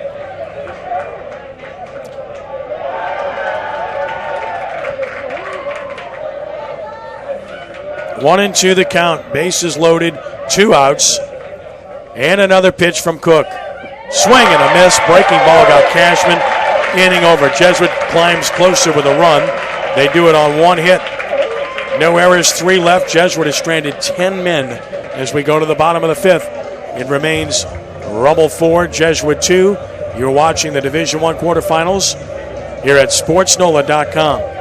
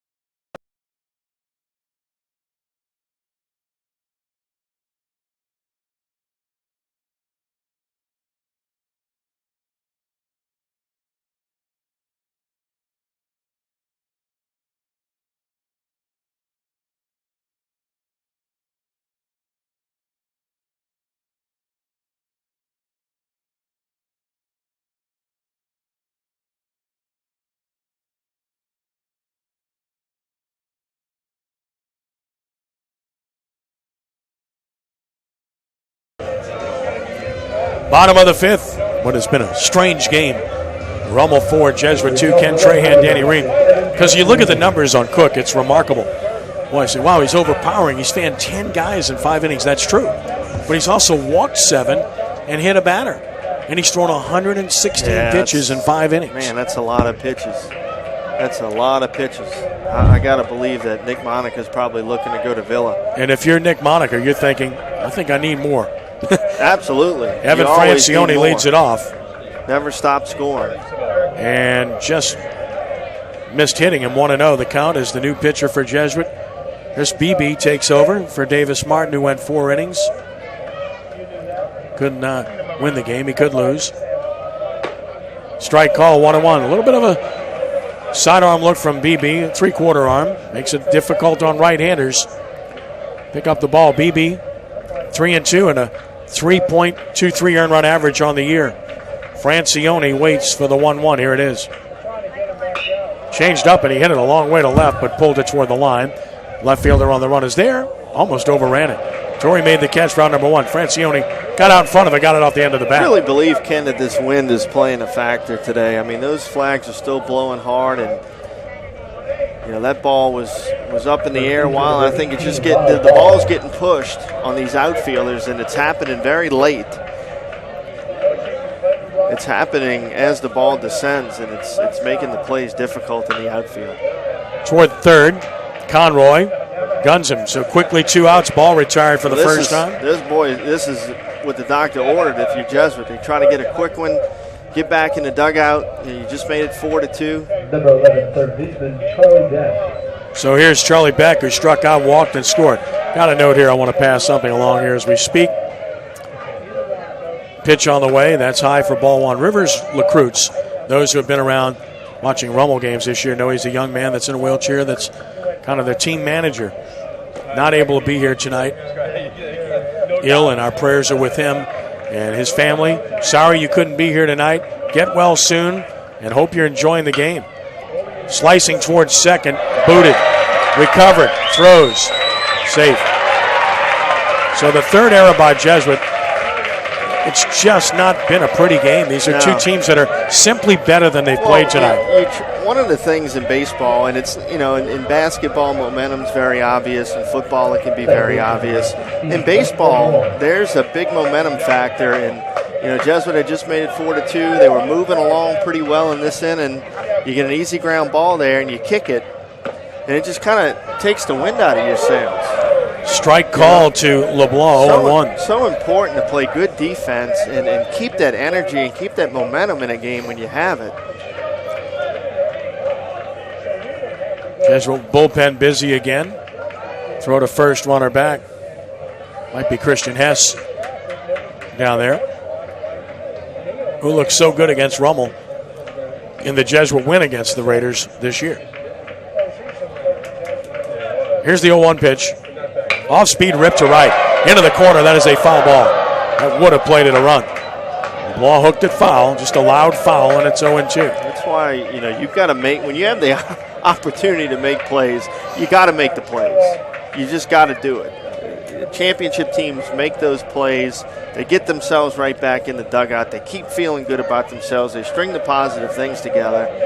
And, that's just a perfect example right there. As you mentioned, if that ball that LeBlanc just hit gets down in fair territory, you went from being in the dugout to Rummel putting that run right back on the board that you just got. So throw to first to chase Beck back. Beck's only stolen 2 on the year, not one of their real runners per se.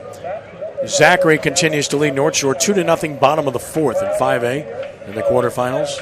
Game 1. 0-2 the count. And another. In the dirt. Late break, and that'll be a good job running. It's a secondary lead and a stolen base because he ran a delayed steal. Not on the ball in the dirt. He just ran and went.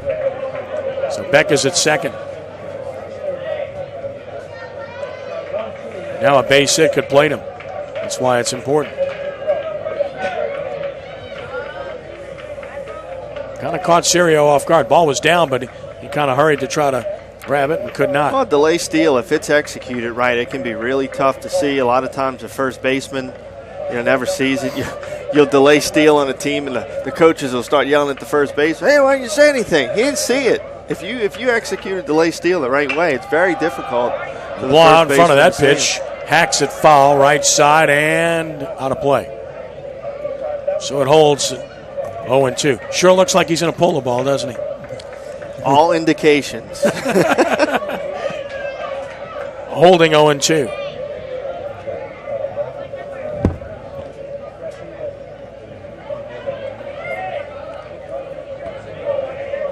LeBlanc back in.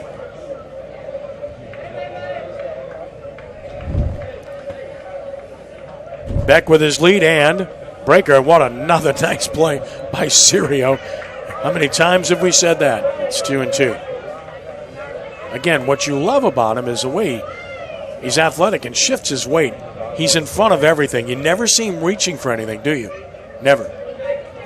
No, he's a good active catcher, getting after it on every pitch, ready to get in the ground and block the ball up. 2-2 pitch, and they fouled it out of play. Pretty good battle here between Beebe and LeBlanc, and it holds at 2-2. Winner of this series will play John Curtis Christian, the top seed in Division I. They swept Evangel 12-2 and 8-2. That will be in Sulphur on Thursday afternoon. 2-2 pitch in the dirt. Another block. Runner for third. That's a dangerous try, but he read it well. And Beck with good base running is at third. Why is that important? Because another one that gets away could score him. But, of course, Sirio's blocking everything up. 3-2 the count. It's a wild pitch.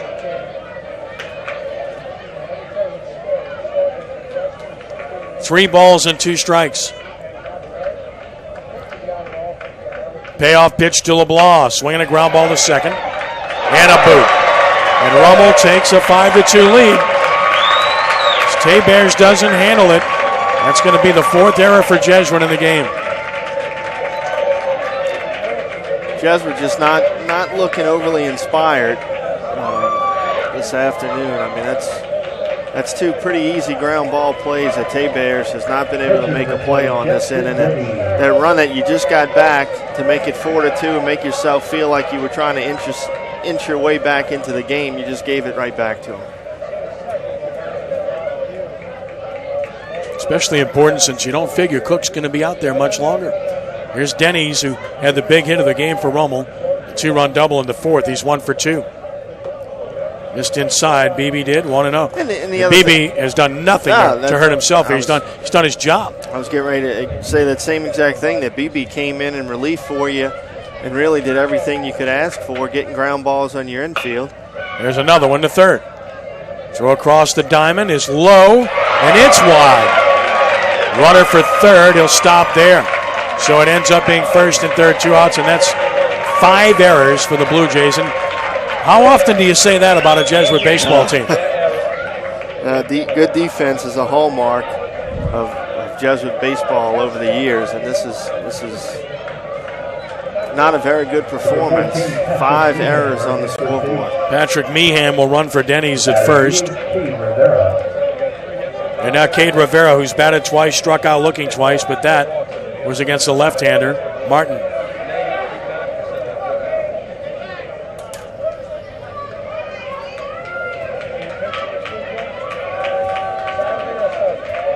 Stretch. And the pitch. Chopper. Looked like it was off the foot. Where's the call? I mean, you got to make a call, don't you? 0-1 the count. I mean, the hitter knew it, but because he didn't hear a call, he then started to run, and then you heard the howling from the crowd, and, of course, he was called back. 0-1 the count.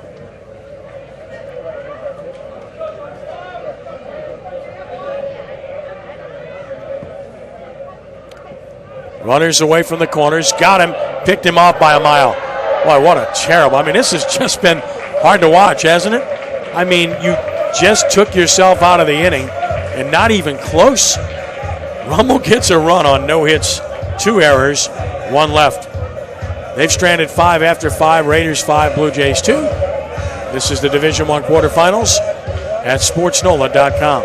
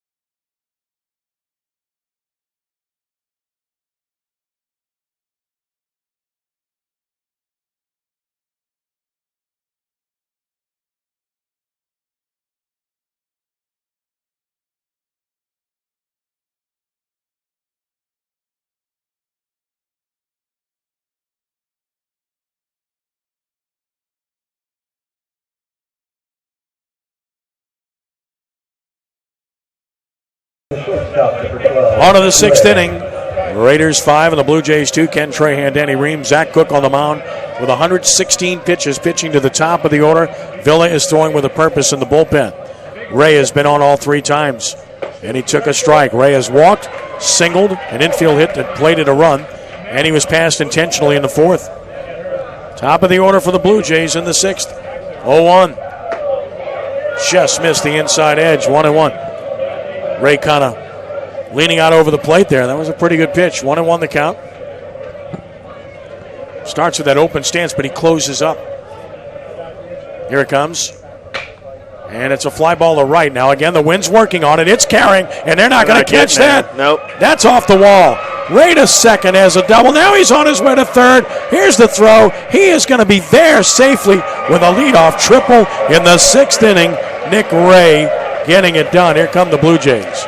It's a jet stream up there right now. That ball is really getting pushed, and you could see that that thing was going to carry up against the 370 sign out in right center. There's a little spark of life for Jesuit as they try to overcome the defensive miscues.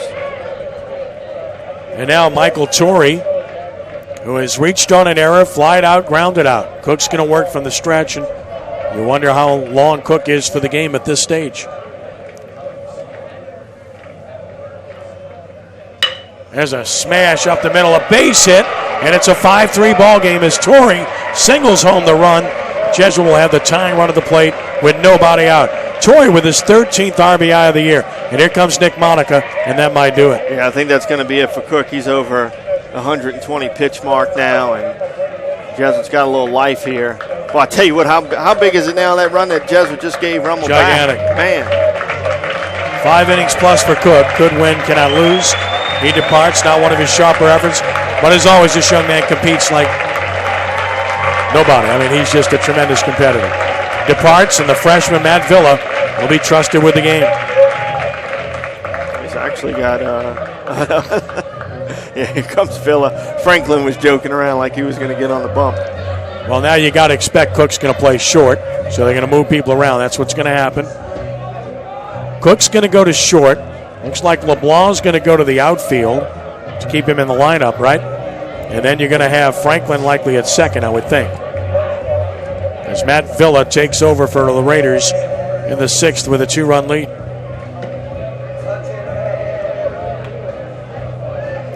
Five hits now for the Blue Jays in the game.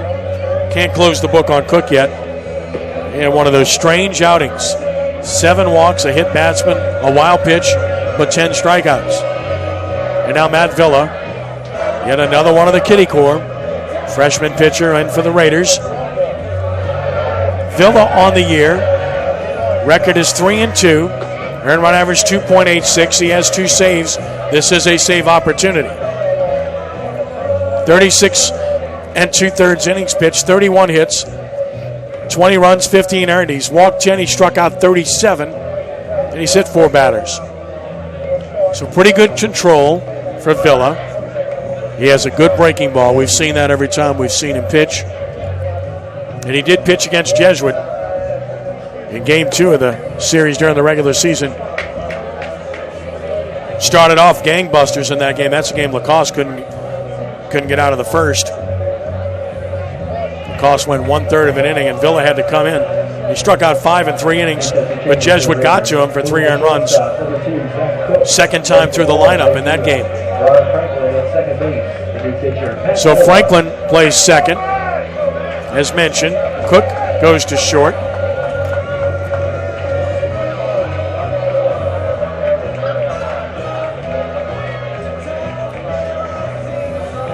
And LeBlanc goes to right. So LeBlanc right for Stradling. Cook to short, Franklin to second, and here is Sefcich at the plate. Sefcich a base hit and a run scored. He's 1 for 3. Pitch on the way. There's that hook, and it's a strike call. No doubt that's his out pitch. Young man has battled some ACL issues and been very good for Nick Monica. Breaking ball beat foul, and it's 0-2. Triple by Nick Ray. RBI single Michael Torrey. 5-3 game. Jesuits trying to answer right back, trying to get some momentum built again. They'd be in better shape if they could have played a little bit better defense, but fastball fouled out of play, holding 0-2. It is what it is at this point. You just got to try to find a way to win in the playoffs. At this point in your season, doesn't really matter how pretty or ugly a win is. A win's a win, and in a 3-game series, as we've talked about, it's huge if you can get that first win. Sefcich on 0-2. Rolls it toward the left side. Base hit. Blue Jays have it going. Didn't hit it hard, but he found the green space. Rolled it through the hole. 2 on, nobody out. Tying runs are aboard for Mark Theberge. Well, you make contact, you put it in play. Good things happen. Yep, put it in play. Make the defense work. Sefcich able to find a hole there with the single to the left. And now Mark Theberge, and if you're Joey Latino, it's a tough decision to make. He's one of your best hitters, but again, that's the tying run at first base with nobody out. Bunt would make sense here, but he's a good hitter. He's walked twice and fanned in this one.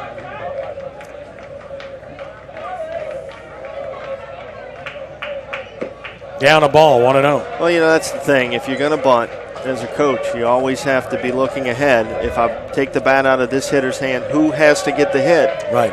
So you have to be comfortable with who you would ultimately be sending up there to get the hit. And if you're not, then sometimes you don't want to take the bat out of a guy's hand. So the inning begins to look more and more promising for the Blue Jays. 2-0 the count.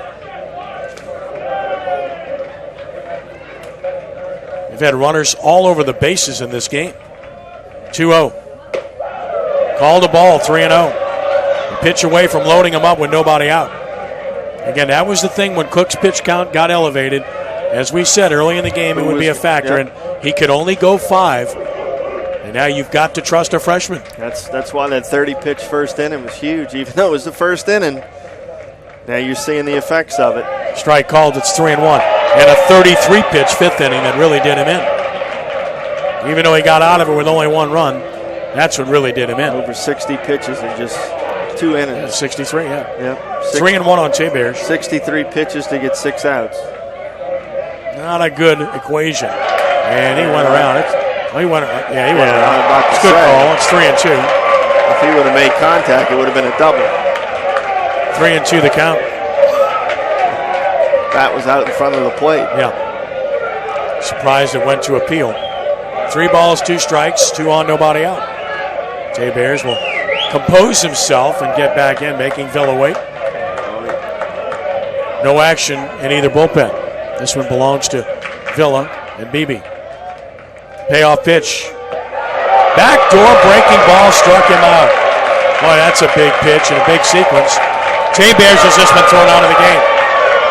That's another huge loss for Jesuit. The cleanup hitter just got tossed out of the game. Now we can't hear what's being said. Walking away. You hate to see a kid get thrown out when he's walking away. Back to the umpire, but clearly we don't know what was said. And now the Rummel infielders will go in and try to keep Villa composed, who came back from 3-0 to get the cleanup hitter. It's a big out, 1 out. Well, Villa will bat. Long discussion ends. Now you've lost your second baseman. Now Theberge, you can understand his frustration, Danny. He's a very good player, going to Tulane. He's had a rough game. He's had a rough game, and I think he just mentally was taking himself out of that at bat. It looked like he was almost looking to walk. He tried to walk on 3 pitches. Okay, you're hitting fourth to hit. You're not hitting fourth to walk. You're hitting fourth to hit, and he kept trying to walk, and the guy kept calling strikes. Here's Sam Ovella. Breaking ball strike, it's 0-1. Jesuit runs a pitcher down to its bullpen again. No balls and a strike.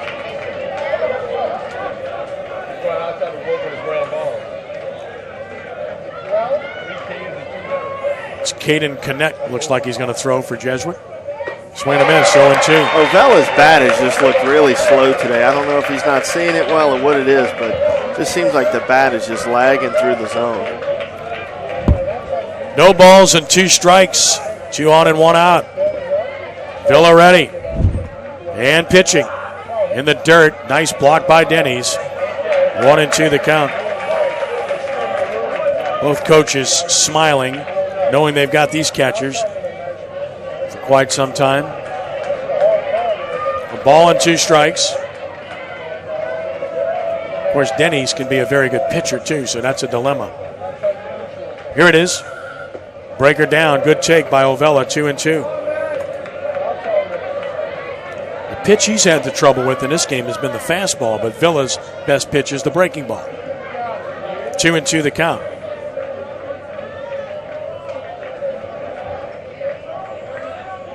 Doesn't get the fastball. Takes a 2-out hit from Marshall Lee. Jesuit batters have fanned 12 times. Oh boy, has this inning changed? And Jesuit had everything going for him, and you get the T-Bears strikeout, the toss. He gets ejected, and completely different complexion now. Lee stepped out.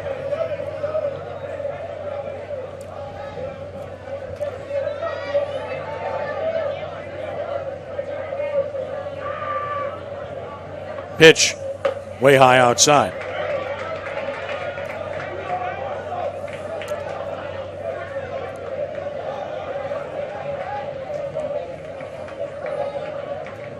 Lee with 21 driven in. Up in a big spot here. Took a good breaker. Pitch. Oh, that was a nice, really nice looking breaking ball there. Well, a great game at Baton Rouge. St. Paul's just was down to their last out, hit a 2-run homer to tie Catholic 4-4, wow, top of the 7th. And the ball jumps out of that place. Up the middle, that's going to get through. Oh, Franklin tried to stop it, run's going to score, and it's a 5-4 game on an RBI single by Marshall Lee. That was a good job there by Joey Latino in the third base box of moving and getting deep so he could stay with that ball and score that runner. So now Jesuit down to a 1-run deficit, and the tying run is in scoring position for Parker Sirio. The difference is you don't have a guy with a fastball to throw it by the hitter in that situation. Lee drives it up the middle. Good job by him. Sirio has a sacrifice fly and an RBI.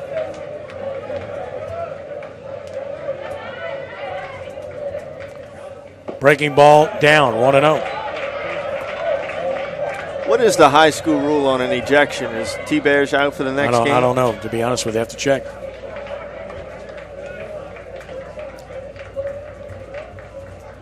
Swing and a miss. Wave to the breaker, 1-1. Tyler Sherman, yes, the master of Kirsch Rooney, 1-game suspension. Yeah. Oh, that's big. I mean, it's your cleanup hitter. Thank you, T. Tyler knew the answer. 1-1 the count, 2 on, 2 outs. Villa pitches. Breaking ball swung on and missed. 1-2. Unlike American Legion, when you're at the mercy of the chairman. 1-2 the count. Sirio waits. Runners lead, first and second. Here's the 1-2. Breaking ball, struck him out. Good pitch. Inning over. Jesuit pulls close with 2 runs on 4 hits as they broke out the bats. No errors. They strand 2 more. And in the game, Jesuit has now left a total of 12. Bottom of the 6th, Rummel 5, Jesuit 4. And the Division I quarterfinals at sportsnola.com.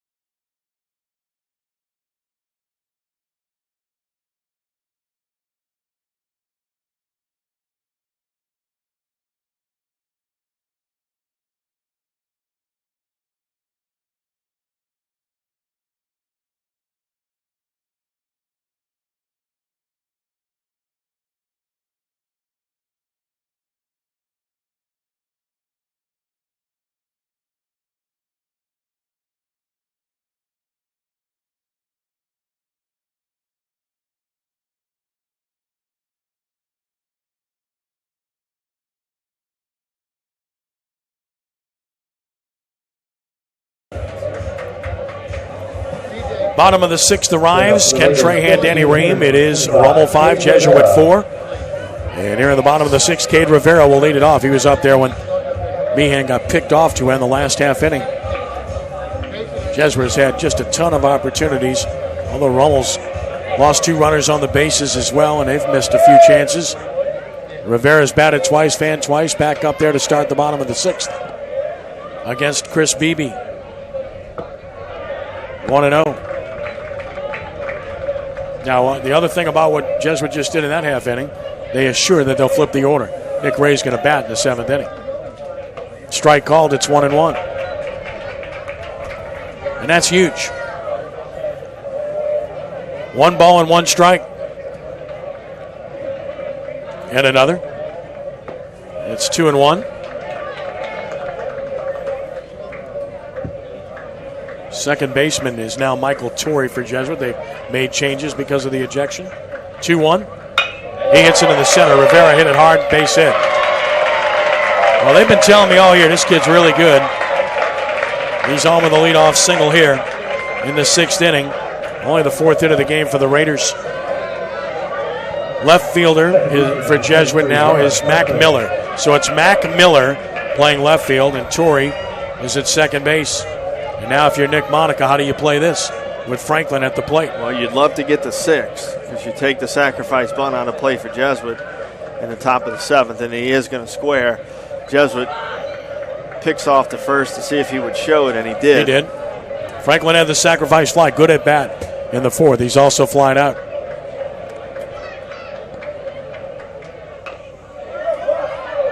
And not far enough. Got to get the bunt out a little bit further than that. It's foul anyway, and it's 0-1. Again, execution. Imperative. 0-1 on Ron.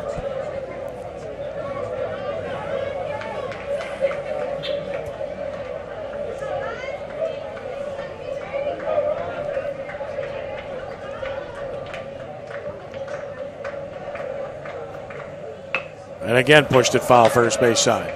The problem is you don't have to be perfect with it when you're not giving yourself any margin for error. You want to get that ball on the grass. You don't need to get it so much toward the line. 0-2 the count. Now you got to think he's swinging because he's a good hitter. Like you said before, if you're up there to bunt and you're a bunter, it's a different situation. This is a hitter, and a good hitter. Right. Came in at 329. 0-2 the count.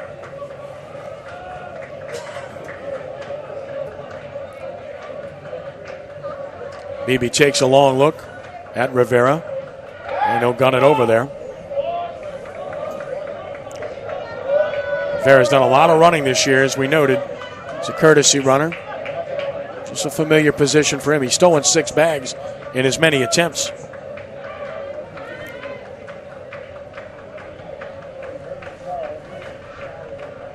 (0-2), way high and outside. The proverbial waste pitch, 1-2. Zachary 5, North Shore nothing, top of the 5th. In 5A. 1-2 the count. And another. Toward the left side, Ray to second, got his force. So he can't get the bunt down. And 1 gone. Zach Cook will bat. Walked, reached on an error, scored a run. He's 0 for 2. Franklin with speed down at first now. And you have to lament the lack of execution in this game. These are 2 teams that are simply not playing real good baseball tonight, but still a compelling game. You know, Kirk Bullinger, via text messages.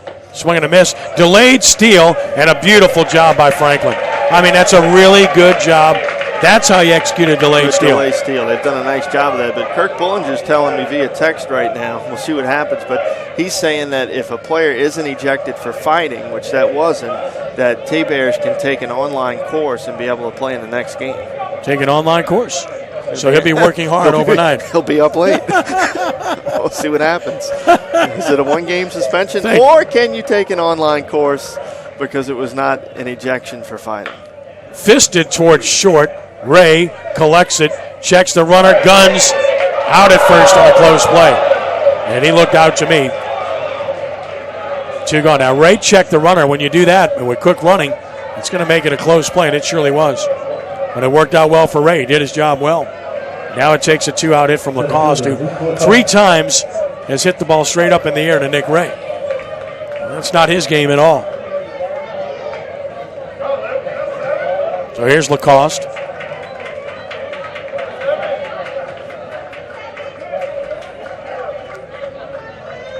And here's the pitch. And there's a strike. So BB gets ahead. Martin went 4 innings, 3 hits, 4 runs, 3 earned. Walked 3, struck out 5. Cook went 5 innings, 5 hits, 4 runs, earned, walked 7, struck out 10. Trying to bunt his way on right to the pitcher. Easy chance, and the inning's over. I don't understand that. You've got to drive in a run in that situation. That is not the time to bunt, in my opinion. A hit and a runner stranded, 6 left. Blue Jays down by 1, coming to bat with their last shot, but only down 5-4. You're watching the Division I quarterfinals here at SportsNola.com.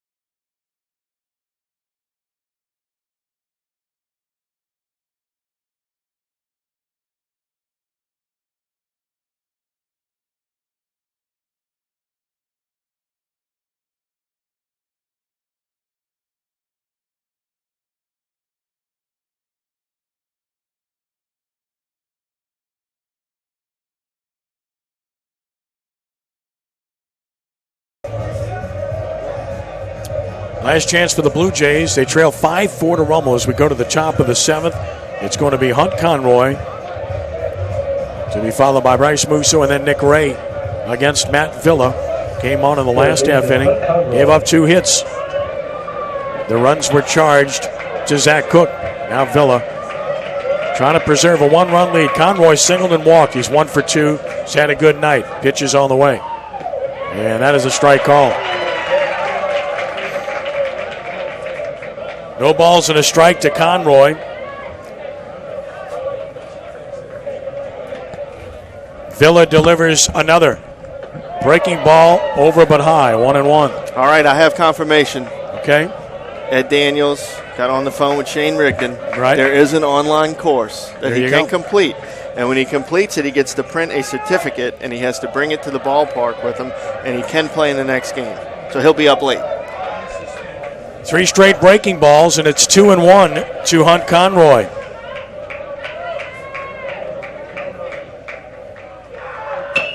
Slowly, tough play. Gonna beat it. Base hit, Conroy. The tying runs on, nobody out on a swinging bunt. How many of those have we seen in this game? There's been quite a few. They've all been on the Blue Jays side. Now Musso will be up there in a bunt situation, No doubt obviously. here. You bunt your 9-hole, tying run in the scoring position for Nick Ray to come to the plate with a chance to tie the game. And another decision if that happens, if you're Nick Monica. Yeah, but in most cases, you're not going to try to put the go-ahead run on. I hear you. Musso showing bunt early. And there's the good bunt. That's how you do it. Villa has to get rid of it. They throw it away. Everybody's safe. 2 on, nobody out. And the Blue Jays are set up in prime time here. Well, he just rushed the throw, Danny. Franklin really did a good job to catch that baseball. So that's a sacrifice bunt and a throwing error, allowing the runner to reach. And the ugliness of this game continues. Hasn't been the prettiest defensive game on both sides. 2 on, nobody out, and now I can't imagine they'll have Ray bunt in this situation. No, you don't need to. Tying runs in scoring position. Swinging bunt, single, and then a sacrifice bunt, throwing error. 2 on, nobody out. Nick Ray has tripled, singled, driven home a run. It's 2 for 2, scored a run. And nowhere to put him. at least figuratively, if not literally. And he is bunting, and he took a ball. 1-0 to Ray. Third baseman stayed back, by the way. See what he does here, if he shows it again or. Yep. And he bunts it foul. It's 1-1. I don't know.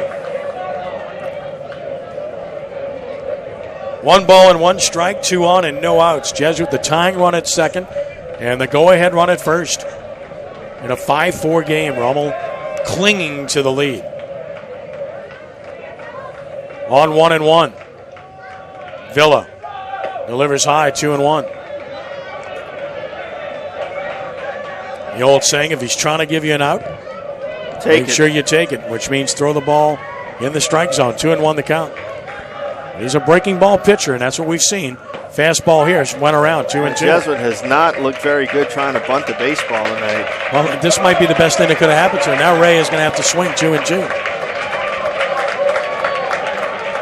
And I say that not facetiously, but honestly. Yeah, I mean, he's one of your best hitters. He is your best hitter. Tying runs in scoring highest position. average, yeah. Most home runs. Tying runs in scoring position already. 2-2 pitch toward the middle. That is a base hit to center. Everybody is safe. To throw to third is a strike. What a throw by the center fielder for the out. Wow. Luke Lacoste just got it out at third base with a perfect strike. Remember that. That's in a game where defense has been lacking, there's a heck of a play. The old 8-5 put out. And Ray loses a hit. You see that all the time. Yeah, right. And so Nick Ray singles, and has nothing to show for it. And you couldn't blame Conroy because the ball was on a line. It wasn't on the ground. And he had to make sure that ball got through. It's a brutal base running play, isn't it? Yep. 2 on, 1 out. Michael Torrey, who single, driven home a run. He's 1 for 4. He's been on twice, scored a run. Strike called, 0-1.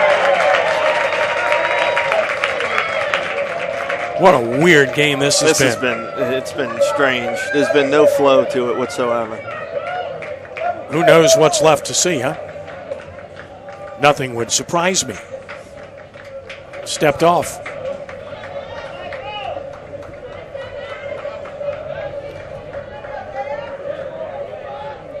Stepped off again. They go to the top of the 8th. St. Paul's and Catholic tied 4-4. Baton Rouge.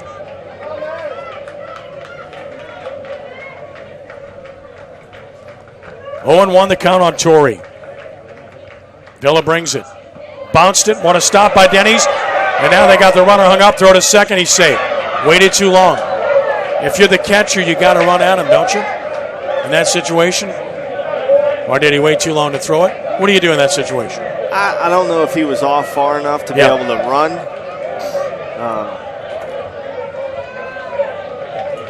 You want to get him going back to where he was coming from. Which he did. But I don't know if he was far enough out there to be able to run at him. 1-1 the count. Pitch on the way. In the dirt. Blocked by Denny's again. It's 2-1.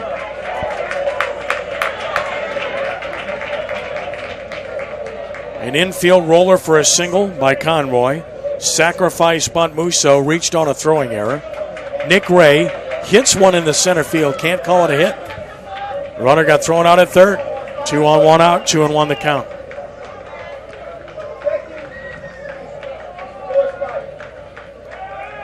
Shortstop breaks for the bag. Villa's still pitching.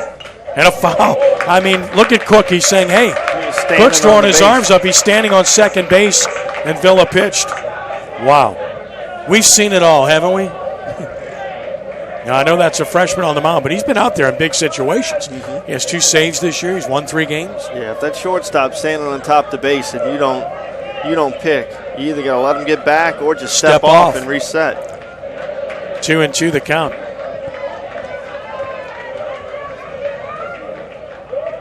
And now Villa steps off again. He is a freshman, and we certainly are cognizant of that. Ready now?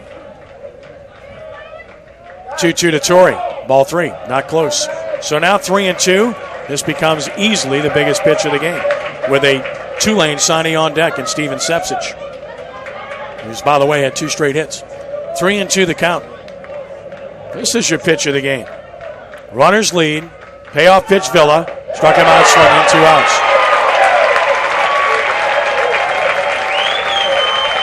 Well, if you're Joey Latino, you certainly have the guy you want up there. Other than Nick Ray, this is the guy you want up there in Sepsic. Came in at .351, 4 homers, 22 RBIs. He's got 2 straight hits in this game and a run scored, and there goes Denny's to the mound. Nick Monica trying to talk to the home plate umpire, asking for a visit, I think. Or is he? I don't know what he was talking to him about there, but conversation on the mound, something like this: hey, just one more. Sepsic has other ideas. Denny's reassuring. I mean, again, this is a freshman pitching to a freshman.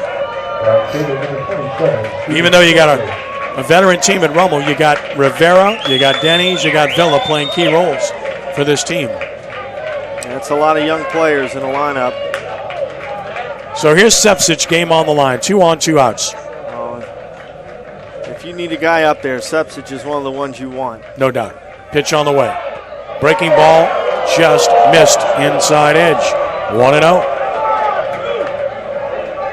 Fans were reacting now. They got into it now. Finally. I mean, and it's a big crowd, too. Big crowd. 1-0 the count. And another.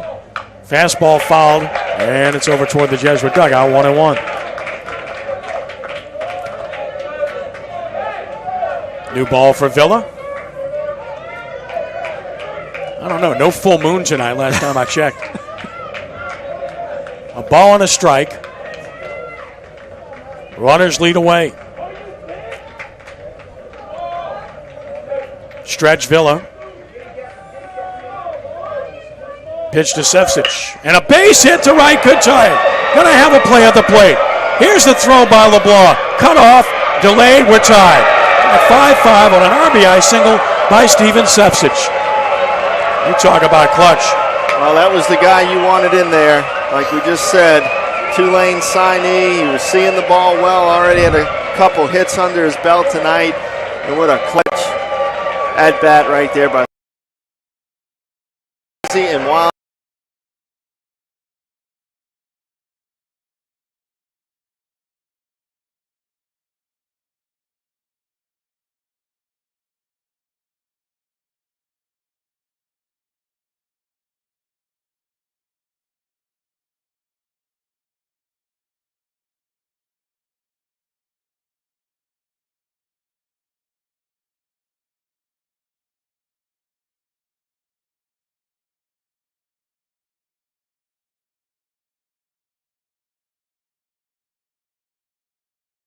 RBI on the year. Waved at a breaker, 0-1. Sepsic was his 3rd straight hit of the game and 2 RBI in the game. Big time hit there by Steven Sepsic. Picking guys up, that's what it's about. In the dirt, wild pitch, and Jesuit takes the lead, 6-5. Scoring on the play is Ray, and the Blue Jays take a 6-5 lead. You could see that coming with a breaking ball pitcher. Wow. Denny's did all he could. I mean, that ball bounced and kicked away. And the Blue Jays now, after making 5 errors and just struggling mightily, are now just 3 outs away from a big win. It's pretty amazing. Pretty amazing considering they've got 5 errors on the board in the game. Strike is called. It's 1-2. And hey, like we said earlier, you get in the playoffs, you'll take wins however they want to come. It doesn't really matter. Towards short. Cook lobs it right on the money. Inning over, but the damage done. Jesuit takes the lead. Blue Jays with 2 runs in the inning on a couple of hits, a big error, and Jesuit strands another runner. Last chance for Rummel. Jesuit leads the Raiders by the score of 6-5. You're watching the Division I quarterfinals here at SportsNola.com.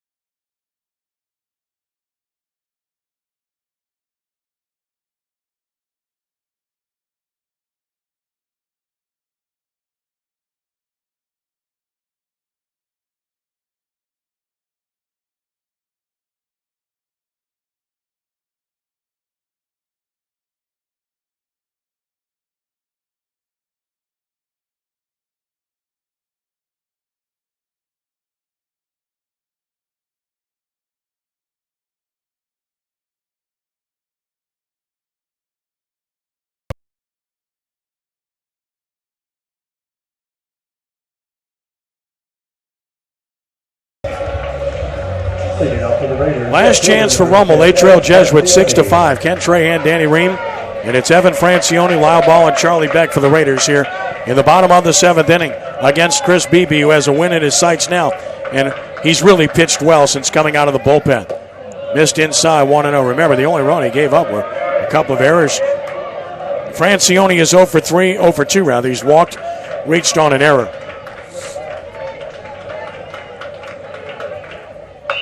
Hit it hard but foul, third base side. It's 1-1.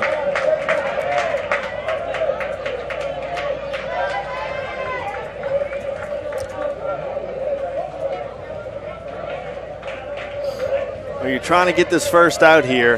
That's the big one. Because then you take that sac bunt out of the equation the rest of the inning. So Jesuit really needs to be working and trying to get Francione out. To left center field, hit pretty well. Left fielder on the road, won't get there.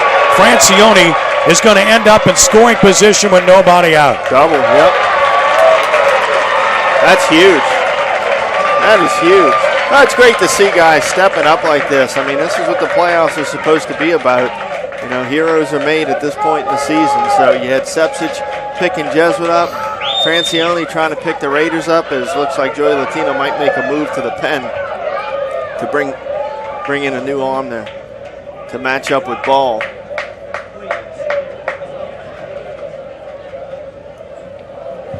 No decision made yet.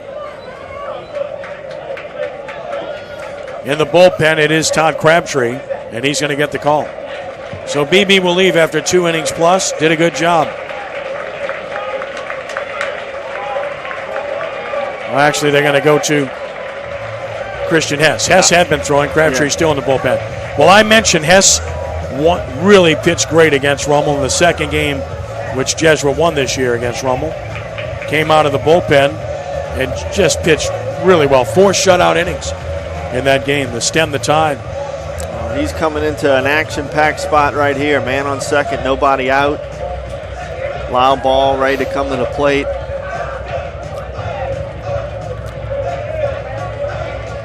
So Beebe departs. Could win, cannot lose. Is responsible for the tying run, potential tying run at second. And now Christian Hess, 5'9", 175-pound junior. Hess has been good. 4-1 with a 0.95 earned run average and 4 saves. This is his situation. He's excelled in it. 44 innings, only 22 hits allowed. And he's walked only 9 and struck out 32. So great control exhibited by Christian Hess, which again, out of the bullpen is what you just want beyond the shadow of a doubt.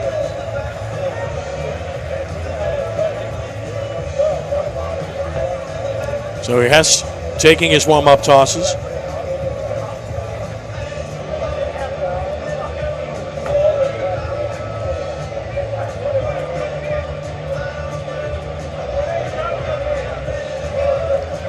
And he'll be facing Lyle Ball, as Danny mentioned. Ball, a double and a single. He scored a run. He's grounded out. And now if you're Nick Monica, how do you play it? I think he's probably swinging here, Danny. Just my guess. You could understand the bunt. But again, this is your cleanup hitter. So a lot different on the high school level. Jesuit's not looking bunt, really. If you look at their corners. Pitched a ball and not bunting and took it. Strike called, outside edge pitch. Borderline pitch to be sure. And Hess gets the call, 0-1. Well, Ball has swung the bat well tonight, so he needs to try to stay hot for the Raiders. Popped it up. That's a big out. First baseman will make the catch in foul territory, 1 out. Jesuit 2 outs from a huge win. Charlie Beck will bat. Let him swing, don't get the runner advanced. And here's Beck.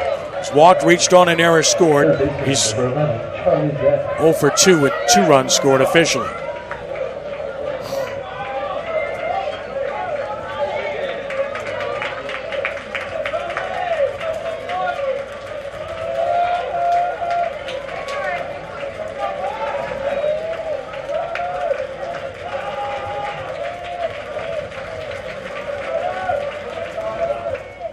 Down and out for ball one. And Sirio's a wall back there, isn't he? He does a great job. Really good-looking young catcher.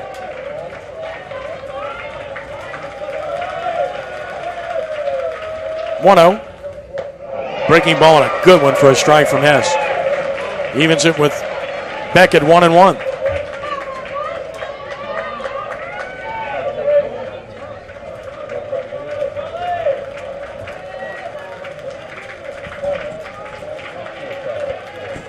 One. Popped him up. This will be the second out of the inning. Right fielder makes the catch. Jesuit 1 out away from a big win. And it's up to Lane LeBlanc, who has grounded out, walked and scored, reached on an error. Well, Hess has come in and done an outstanding job getting the 2 pop-ups.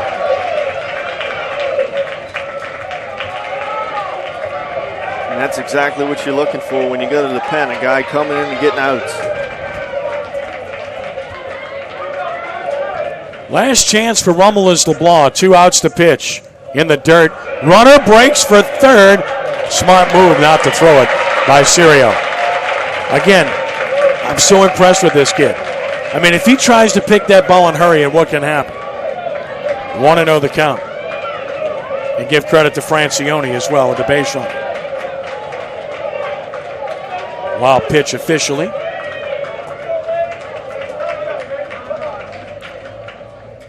Strike call, good fastball, 1-1.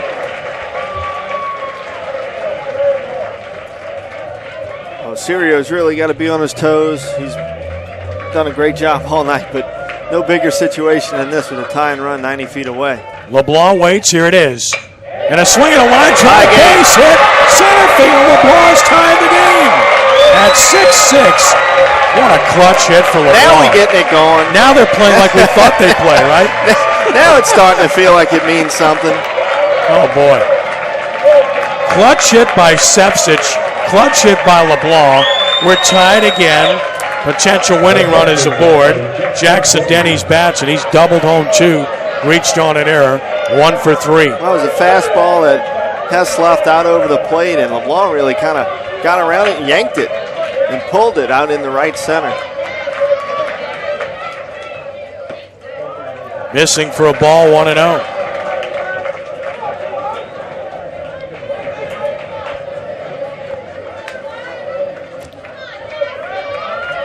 All right, now we're cooking with gas. People are engaged.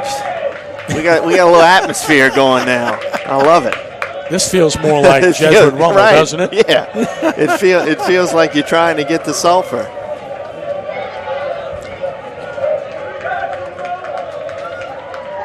Throw to first, look out. LeBlanc back in. I think they were having a Cinco de Mayo siesta for most of the game, but they're very much awake now here at Kirsch-Rooney. To right field. Wynn works on it. Center right fielder back. Makes the catch. And he's hit it pretty well, but he's out. How about extra innings? Why not? A run on 2 hits. A runner left. We go to the 8th. We're tied. It's Jesuit 6, Rummel 6. And you're watching the Division I quarterfinals here at sportsnola.com.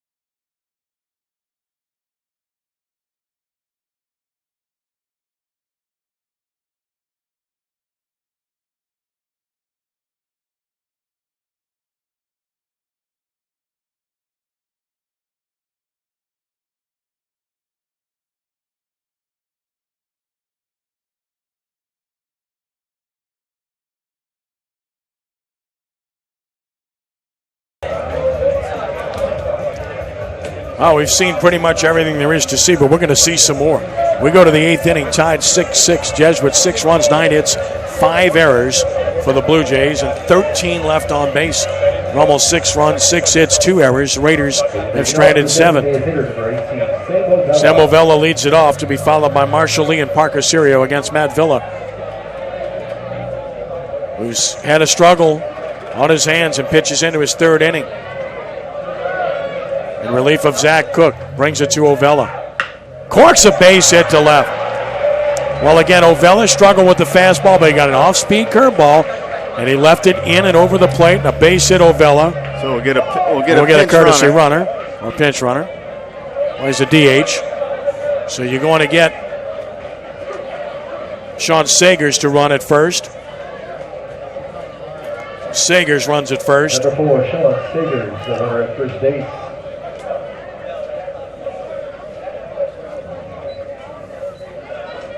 At the plate, first baseman, number 10, Marshall Lee up, and again, I'm not even going to venture to guess what happens here.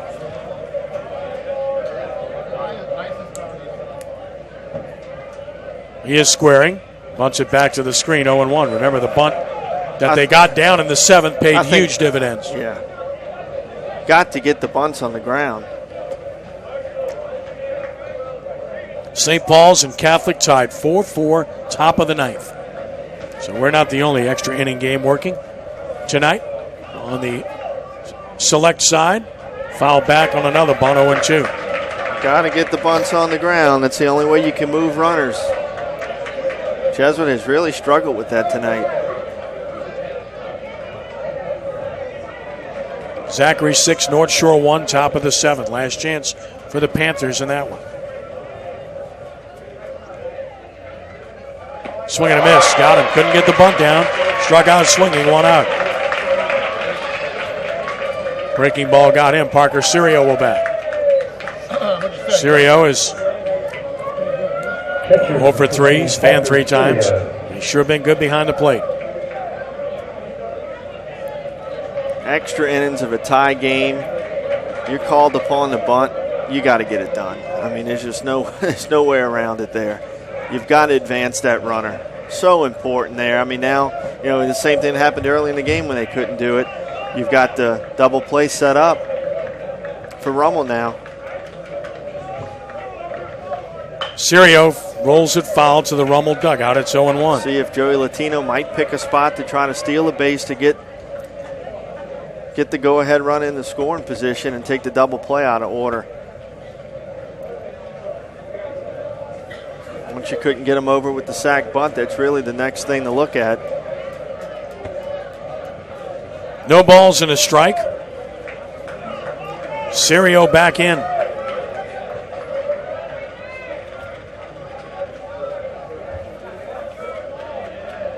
Villa brings it. Line drive, base hit left. 2 on, 1 out. And now Hunt Conroy bats. And he's had 2 hits and a walk. The Jesuit bottom of the order really coming through here. With Conroy being on 3 times with 2 hits and a walk.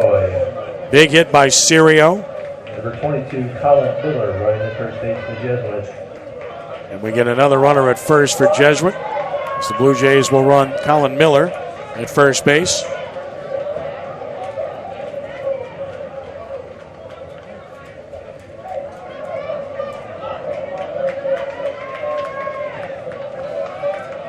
Here's Conroy in a big situation. How many times have we said that about Jesuit hitters tonight?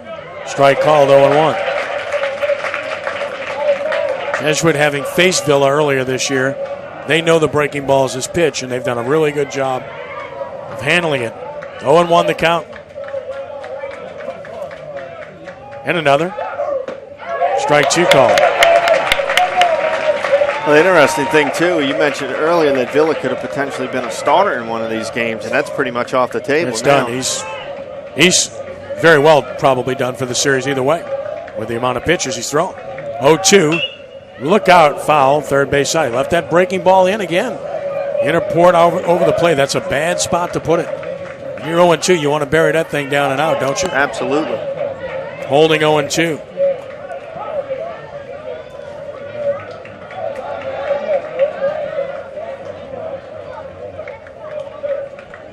Conroy waits. He's had a good night. Pitch on the way. Ground ball is second. Franklin will go to second for the force. That's all. Runners end up at first and third with 2 outs.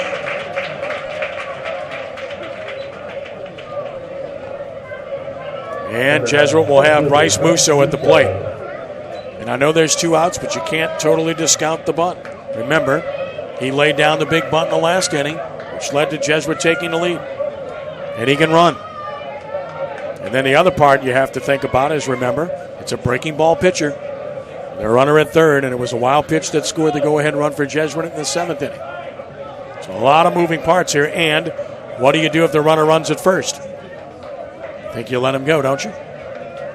Yeah, you can't. You can't be overly concerned with him. You're mainly concerned with the guy at third right now. That's the go-ahead run. Wasn't running, and a swing and a miss, and it's 0-1. A lot of moving parts here is what I'm saying. And the ominous presence of Nick Ray in the on-deck circle. The only time they've gotten him out tonight is when he basically singled to center, which turned into a force play. No balls and a strike. And another. Fouled out of play. It's 0-2. This is what we came here for tonight. This kind of drama, compelling situations between two teams that somehow always seem to produce this type of action. Yeah, if not always, many times. times. We had to be patient to get it, but at least we got it. 0-2 the count. And another. He hit him, and that brings Nick right to the plate. Oh, they're going to say he didn't avoid it? See, that's the stuff. That's ridiculous. Honestly, what's he supposed to do? I just don't accept that, and I'm totally objective in this situation. There's understand. Nowhere to go. As soon as Villa let the ball go, you could see it was going to hit the hitter. Sure. Did he lean into it? I don't think so. Did he turn into it? He turned into it trying to avoid it, but it hit him. It was the pitch was going to split the batter's box. Yeah, exactly. So instead, it's still 0-2, and Ray stays on deck. That's a big deal. It's a real big deal. Musso still has a chance, 0-2. Villa still has a chance to get out of it. 1-2 pitch and a swing and a pop-up. Short right center field. Who wants it? Center fielder, Lacoste. Another escape. No runs, 2 hits. 2 stranded for Jesuit. Make it 15 they've left on base. Bottom of the 8th coming. We're still tied 6-6. You're watching the Division I quarterfinals at sportsnola.com.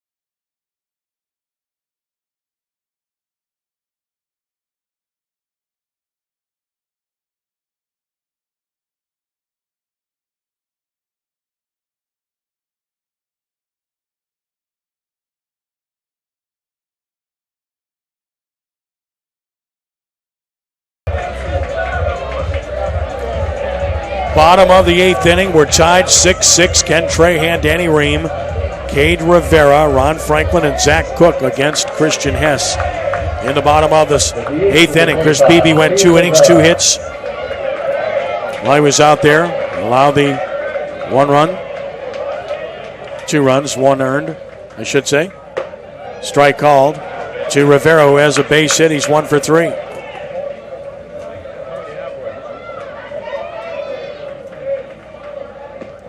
Down a ball, 1-1.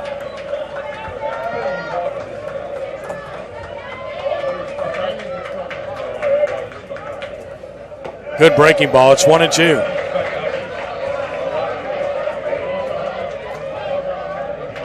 Hess working ahead in the count, working quickly.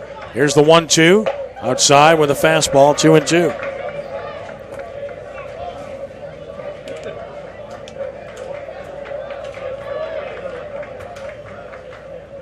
Pop foul back to the screen. Good cut, holding 2-2.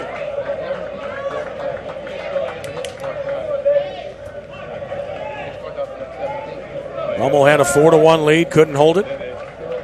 Jesuit had a 6-5 lead in the 7th, couldn't hold it. 2-2 pitch, off speed high, 3-2. Wow, Hess needs to bear down right here on this 3-2 pitch.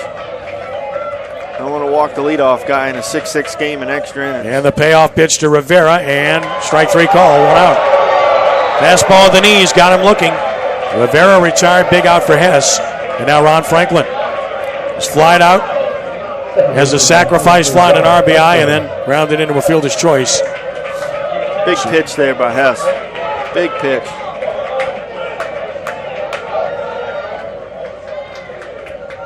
High and away, ball 1.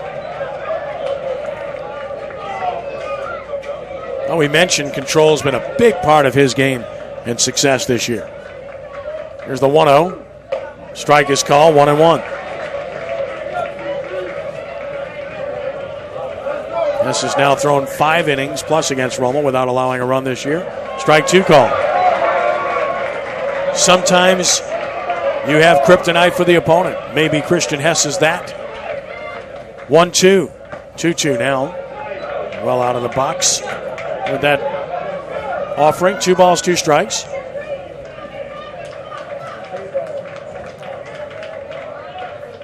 And another. Struck him out swinging. Good pitch, 2 outs. He's chunking now. Hess is feeling good. Working fast. And if Jesuit can get this game to the 9th, they've got the top of the order up. They've got to like their chances. This is getting very interesting from a pitching standpoint, knowing that it's a series and you've got to play possibly a doubleheader tomorrow. A lot of arms. Cook took a strike. Are going to be out of the equation. Cook is 0 for 3 with a walk. He's reached on an error, scored a run. He doesn't go through games hitless very much. Outside, 1-1. Rummel looking for a 2-out rally here. 1 ball, 1 strike.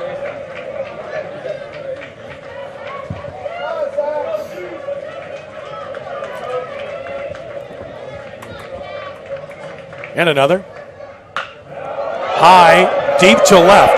Left fielder is back. Track, wall, and it is gone. What a way to end this game. Zach Cook, MVP? You bet. His first home run of the year. Rummel defeats Jesuit 7-6 in an absolute thriller. What a way to end this game, Danny. Wow. Zach Cook got it up into the night. And that ball got up in the air. We talked about the wind really pushing. And that thing just kept going and going and going. What an exciting win for Rummel here in game 1.